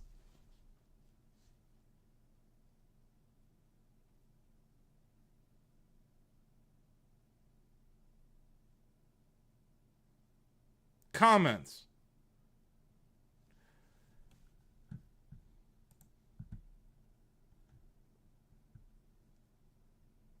AI sucks, no questions. Got it. Yeah, man, it's not that, like, look, there's some cool stuff happening there, man. Like, I think the universal communicator features that, like, all these companies are trying to do, where you could speak to me in Russian, Lucci, and I would hear it in English, and then I could speak to you in English, and you could hear it in Russian, even though you understand English. I'm just saying, like, that's, I think, going to be hugely important for the world, being able to communicate with each other more easily.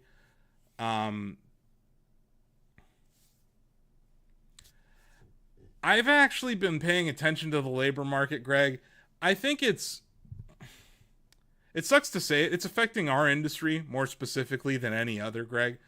Graphics designers are being laid off because of AI image generation. You see a lot of thumbnails on YouTube now, Greg. A lot of those are AI generated. So people are losing their jobs there. Writers, copy editors are losing their jobs. People who are journalists are losing their jobs. It's now over 50% of the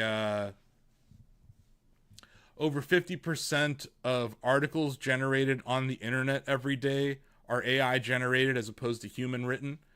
I think the potential negative stuff will outweigh the positive stuff. I think you're right, Lucci.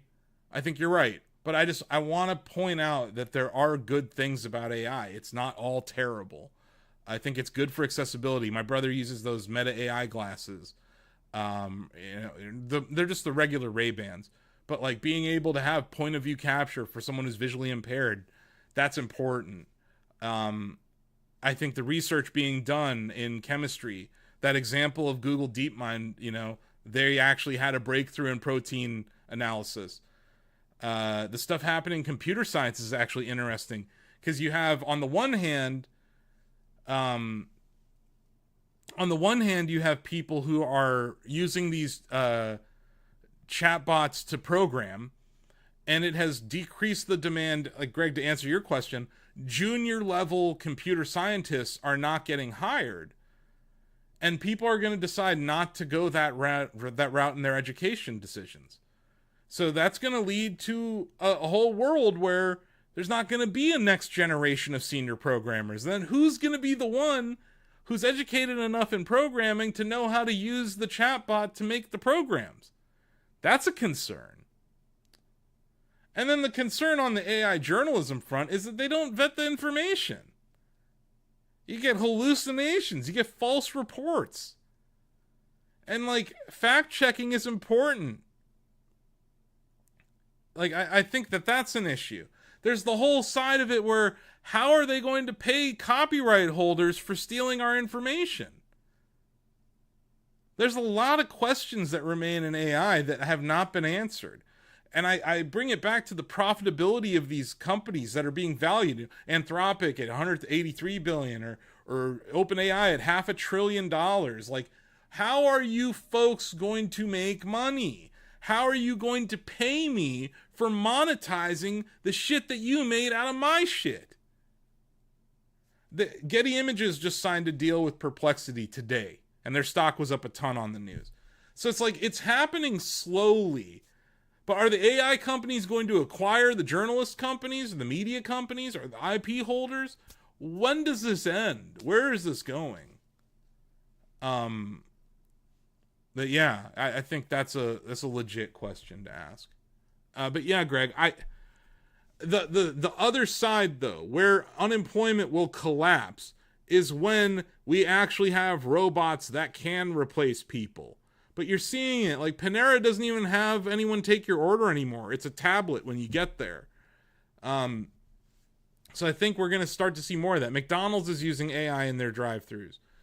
I think Taco Bell's experimenting with it. So like the working class people are going to start getting replaced through automation and through robotics. I just don't think we've seen it at a mass scale yet. And like you said, that one robot, it can't do anything. And like Elon Musk keeps trotting out his robot, but he even said, like, we're going to start ramping up production on it by the end of next year. Like, okay, Elon, I'm sure. Full self-driving is another example. Like, that's supposed to disrupt the whole world, Greg. Do you trust full self-driving in your Tesla? I don't. And they still have these babysitters in those cars in Austin. They have safety officers inside of every Tesla that's autonomous right now. Because they don't trust... Even Tesla doesn't trust their FSD vehicles. So it's like the promise of AI and the hype of AI has led to some layoffs in some sectors, but not nearly as much as we would have seen it yet. Not nearly as much as we would have seen it yet. Yeah, but if you get what you want, Greg, Greg says he's not ready, he does not trust FSD, it's not ready yet, but he wants it to be. But it's not. Let's say they actually succeed. That's going to completely throw the trucking industry on its head. That's going to completely throw the Uber market and the taxi cab industry on its head. That's millions of people out of work. So, like, if they are successful in what they claim they're working on, then yes, there will be mass unemployment. We're not there yet. We're seeing it in journalism. Definitely seeing it in media. Not as much in video creation, because they make this guy's like, the future of sitcoms is this shitty clip of Friends that sucks balls. It's like, no, it's not. Like, humans are still creative. AI has not proven to be that yet. It is a prompt-based system. You need the human prompting the AI. So it's like, learn how to be a prompt engineer if you want to keep your job. Learn how to use AI to augment your job. Become more productive if AI is truly a threat to your industry. And it's not to every industry. It's just not yet. But yeah, before we go, NASDAQ, all-time high, had an outside quarter and up, continued it. It's a continuation. So you keep buying the NASDAQ above 602.87 throughout the end of the year. SPY hit an all-time high this month. Same thing. Outside quarter and up, you buy it above 667.34 on the SPY. Dow Jones, the diamonds as they like to call it. This was not the same. It was a little messier, but yeah, it did hit an all-time high. That's the market. The IWM is the Russell 2000. It hit an all-time high this month. It did, just barely. So it's happening. Even the small caps are turning around here. Take-Two Interactive hit an all-time high this month. Obviously, we had EA. They got taken out last month, so they're trading inside month. That deal is still waiting to close. Apple hit an all-time high yesterday night. but did sell off for most of the day. I have one last target on this stock, and I might be wrong. I might have to, if I'm wrong, I'll do another one. If it goes above 323 a share, I will give us one more target, but I called it my final target, 323 a share on Apple. I would not buy Apple here. And what's funny about Apple is they're very behind on this whole AI thing. Siri sucks. Apple Intelligence. Did you hear that? Did anyone hear that? I said the thing sucked, and it goes, uh-huh. Oh, God. So terrible. So god-awful. In the gaming space, GameStop is still just treading water. Many Jaboofers got very excited when the president tweeted out a picture of himself as Master Chief saying power to the players. And also nothing happened. So yeah, power to the players over the weekend. How'd that work out for you, players? You bought the stock on Monday. Oh my God, Trump! Did you see Trump?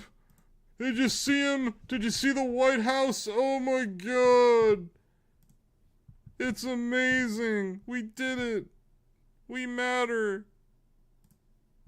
Senpai noticed us. Did you see it? I don't know if you're on Twitter. You're probably not, which I envy you.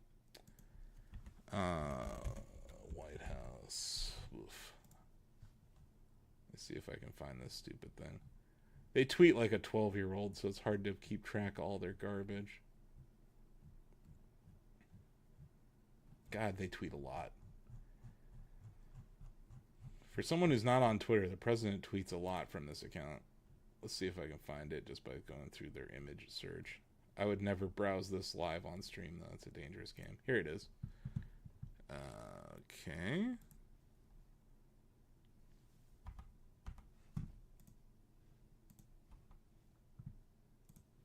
This tweet. This was the tweet, right? They're like, oh my God, can you believe it? Yeah, 40 stars on the flag, piss tint. I did not use the anime meme. Anyway, so they're like, oh, look at it. We're going to go to the moon.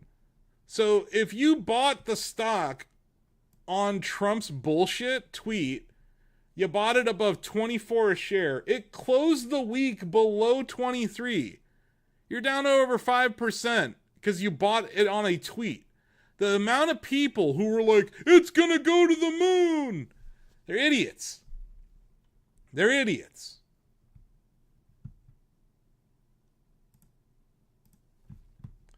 And the whole point was that this was a quote tweet of GameStop declaring an end of the console war, right? That was the thing that triggered this, right? GameStop's like, the console wars are over.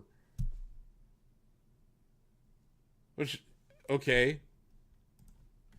Like, okay.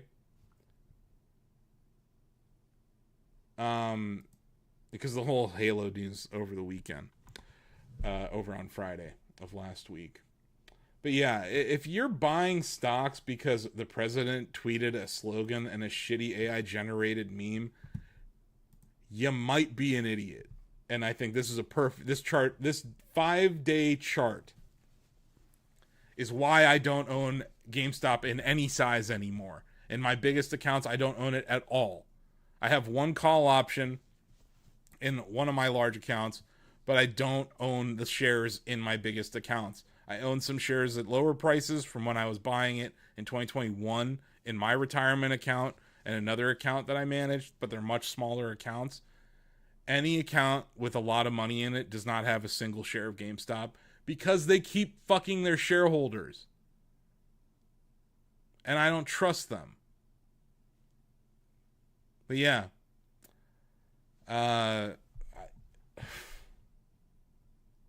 Google hit an all-time high this week. They're kind of killing it. Microsoft, I think, sold off this week. Where are they? Yeah, they hit 555.43 cents earlier this year. 553.72 cents. So they did not hit a new high this week before selling off. This is one to pay attention to because it could get ugly. If there is a sell-off, Microsoft would be one to pay attention to. I'm not going to go crazy and say to short it, but yeah, if you want to, there could be a shooter down signal below 506 if you want to be bold. Oh, I can hear it now. The trick-or-treaters are out. It's like a Zerg rush.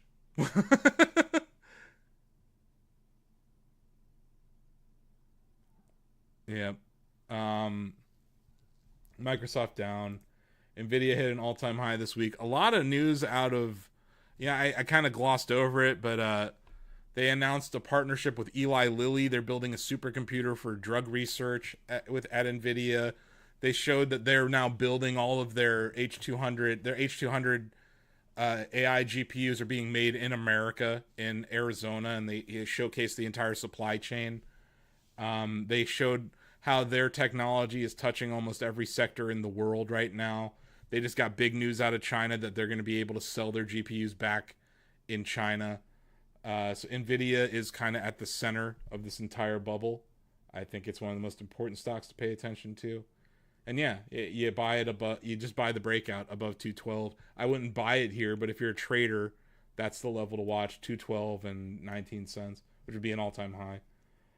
Tesla's trying to get back to its all-time high. This one's interesting because I think they got a lot of headwinds. They just had a great quarter because this was the last quarter with the $7,500 tax credit. That's gone. I'm not sure what to think of that going forward. I wouldn't be a hero buying Tesla here. Also, yeah, Elon Musk is throwing a big tantrum about his $1 trillion pay package. He's begging people to to vote for his $1 trillion compensation package. He's upset that he gave up his majority stake in the company. He owned almost 30% of shares, but then he sold some to buy Twitter, and now he doesn't own enough to influence the company anymore. So he's sad, and he wants us to give him back his voting rights to the tune of $1 trillion if he hits some metrics. He claimed that he didn't want. Let's see if I can find that the robot army video.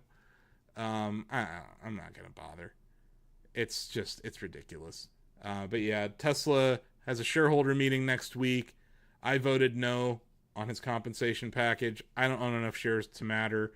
It seems like he might get it, but we'll see. He did go off on a couple of shareholder advocacy firms. Taiwan Semi, all-time high. This tariff news is going to be good for that.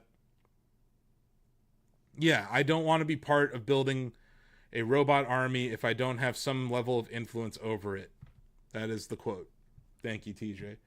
We reported all that on Shacknews.com if you want to check it out. Ubisoft still in the toilet, in case you guys were wondering. So the turd miner, mining turds here. I was a little premature in buying this stock. I'm down about 15%. So don't tell me I don't hold myself accountable. I do. When I screw up, I tell you. Ubisoft is a turd. It's probably going to be a turd for a while longer. But as the turd miner, I think it's an interesting thing to take a shot on. So I own a very small speculative position in it, and I wouldn't be against anyone else checking it out. But you got to realize that this is Ubisoft we're talking about. And it once was a $24.55 stock. It's sitting down here at $1.74 right now. So if it goes to zero, it goes to zero. I'm not betting even. I think I'm less than. It's like 0.2% of my portfolio. It's a very small position. But yeah, it's one to pay attention to in the gaming space. It seems like CD Projekt's kind of got its groove back. It's kind of trading around this inside quarter space right now. So inside quarter, something to watch. See if we break out from that inside quarter or if we break down. A breakout on the quarter would be above 1945 per share. A breakdown would be below 1611 per share. We don't know. Do we have a release date on The Witcher 4? Either way, The Witcher 4 is coming eventually, so you might want to own the stock ahead of that. That being said, GTA 6 is coming. That's going to be a reason to pay attention to Take-Two. And of course, how could Luigi not talk about Nintendo? Mario. Nintendo's stock. It did that thing, man. It did that thing I said it was going to do, man. It did it. It did the thing. It definitely did the thing. But boy howdy, is this a fascinating chart for... Man, I miss my trading mentor, Rob Smith, because this is the strat right here. Man, is this the strat. This is such a strat-ass looking chart. Nintendo traded inside the June month in the month of July. Then it traded outside. It went down below the July month and it went above it. It hit the uptrend, that freaking uptrend I've been talking about. I call it the Switch uptrend because it began when the Switch was released. It was a series of highs. It's a series of highs. Hit a high in 2018, 2017. Hit another high in 2021. And it hit a high of the year in 2025 at this uptrend. And then it sold off. It went inside the August monthly bar. And at the time, I said, if it goes below 2130, look out below. And guess what it did? It went below 2130. And it dropped all the way to 1955 per share. Why I find that interesting is what's interesting is when there is an outside bar, we get another uptrend and downtrend. And we were very close to the downtrend when it decided to reverse. So why is this important? Why am I raising my voice? Why is Luigi number one? Because we have a potential rev strat in Nintendo ahead of the month of November. Why does that matter, Asif? Oh, what happens next week, you guys? What happens next week? What caused the sell-off, Greg? It's purely technical. It broke that level. It broke this level to the downside. It went down on the news. What caused it to come back is the question. Bloomberg reported that Nintendo has reportedly, based on conversations with their supply chain members, increased supply of Switch 2 by the end of March 2026 from 20 million to 25 million Switch 2s. Boy, that's a lot more Switch 2s, isn't it? You have a rev strat now. This whole clusterfuck.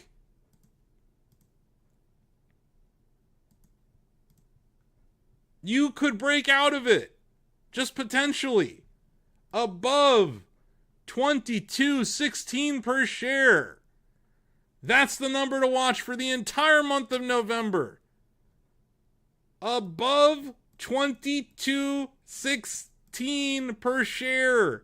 There would be a buy signal on the monthly chart. I reiterate, Nintendo reports earnings next week. Keep it locked on Shacknews. We will be reporting it in the middle of the night. A potential rev strat? It's not even my birthday, Nintendo. I am so pissed I didn't buy this stock below 20, man. That might have been the opportunity. And yeah, they sold 5.8 million units of Pokemon Legends. We'll find out how many units of Donkey Kong sold. We're going to find out all sorts of numbers. We'll find out how many Switch 2s are out there as of the end of September, right? Which conveniently doesn't include the Pokemon launch. So we won't know unless they choose to tell us how many Switch 2s they sold in October. Which is probably a lot, Because a lot of people were buying the Switch 2 to play Pokemon Legends, despite what the internet tells you about that game not being any good. But how could I leave you without talking about a rev strat on the monthly chart in Nintendo? Look at it. Inside month, outside month, inside month, rev strat. Above 22.16 per share. Rest in peace, Rob Smith. But man, that's a strat-ass looking chart. That is every kind of bar. That's a 2, that's a 1, that's a 3, that's a 1, and that's a rev strat.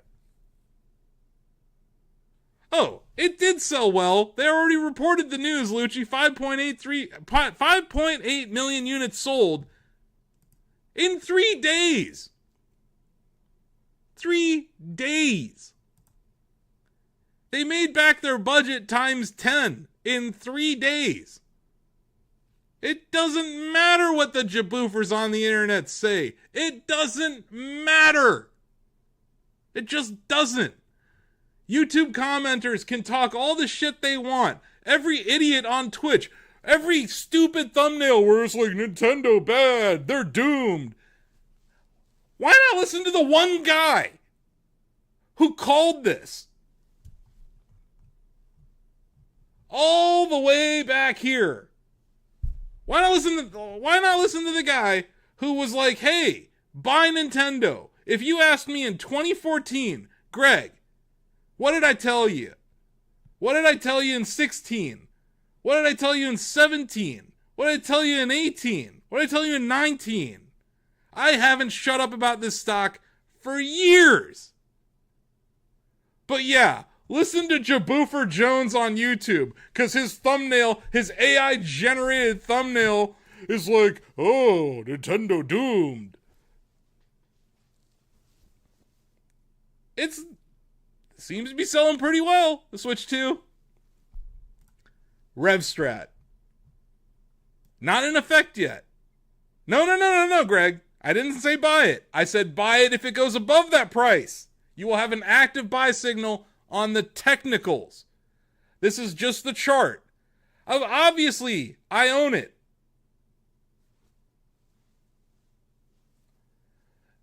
Yeah. They don't talk, but they're wrong, Lucci. Quality of the game, bad. It won't sell well. They ignore the fact that Pokemon fans, they just love slop, man. You're just like, oh, more slop. Thank you very much. Like, then don't act like you're calling out the company. Oh, they're doomed. Are they? Are they really doomed? How many companies would be doing backflips for 5.8 million units sold of a game? Any game this year. But they're doomed. I'm just saying, stay out of that lane. If you're going to talk about a company's, if the actual operations of the company, fine. If you want to just do a review, everyone's entitled to an opinion in a review. If you don't like a game, don't like a game. But many of those jaboofers, Lucci, are not talking about the quality of the game. It's the clickbait that I'm talking about. I don't want to, I'm not here to call out individual people, man. I'm not trying to start beef with anyone. But in general, I just think there's a bunch of jaboofers out there who are wrong. R-O-N-G. But I'm telling you, man, 22.16 per share. Watch it. And if it doesn't, if it breaks down below 1955, look out below. I'll tell you both sides of it. But I think that's interesting, man. Earlier this month, I was like, uh-oh. Is Nintendo done? Because it hit my uptrend. Every time it's hit the uptrend in the past, it's sold off real hard. Is this the time it finally breaks out of this uptrend is the question. Is this the time? And it's important to note, this stock's up on the year. This stock's up 46% on the year. That matters. Into the end of the year, fund managers on Wall Street want to own stocks that are up. They don't want to own stocks that are down. It's counterintuitive because the cheap stocks are the ones that are down usually, but they're down there for a reason.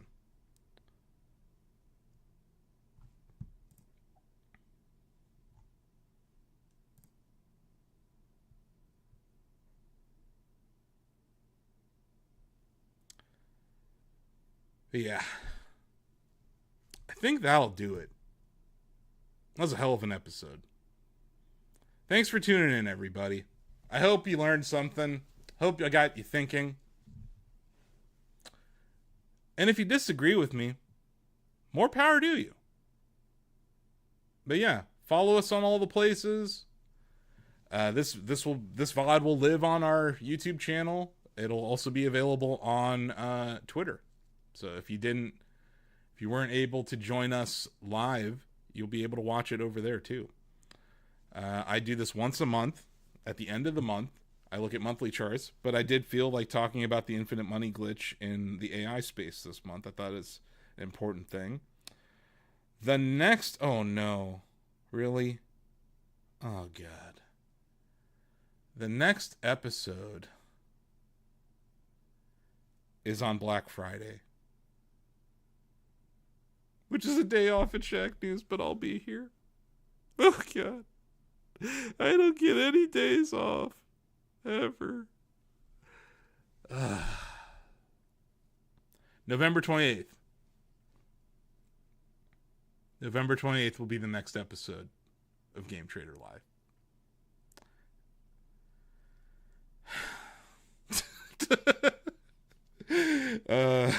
It's just, that makes me a sad panda. But yeah, I like doing this though. And I like hanging out with you guys. So thank you so much for spending time with me on this Friday afternoon. And yeah, have a very happy Halloween. Be sure to check your AI candy for AI slop. Or your Halloween candy for AI slop. But yeah. That's going to do it. As always, manage your risk. Know how much you're investing. Be willing to lose all of it if something terrible happens. Or, like, define how much you're willing to lose. And if it drops by that amount, get out. You can always get back in. But manage your risk, especially in this market. There's so many overvalued companies right now. This show is designed, like, there's a component of this show that I haven't been able to do during this era where I look for cheap stocks and I highlight them. I still am looking, guys. I just don't see many. I don't see a whole lot of opportunities out there. So when I do, I flag them for you. But I don't really see many options. So right now, I'm going to focus on why do I think things are where they are? Where do I think things are going? I think I flagged the reasons why we are where we are, why the bubble may burst when it does, and the constraints for the AI bubble that exists. I think we kind of hit all those things. So I appreciate you guys listening and engaging in this conversation and keeping an open mind. And yeah, manage your risk. Have a happy Halloween. I'll see you on November 28th on Black Friday. And yeah, this has been Game Trader Live with Asif Khan, breaking down the AI tech bubble's infinite money glitch. See you next time.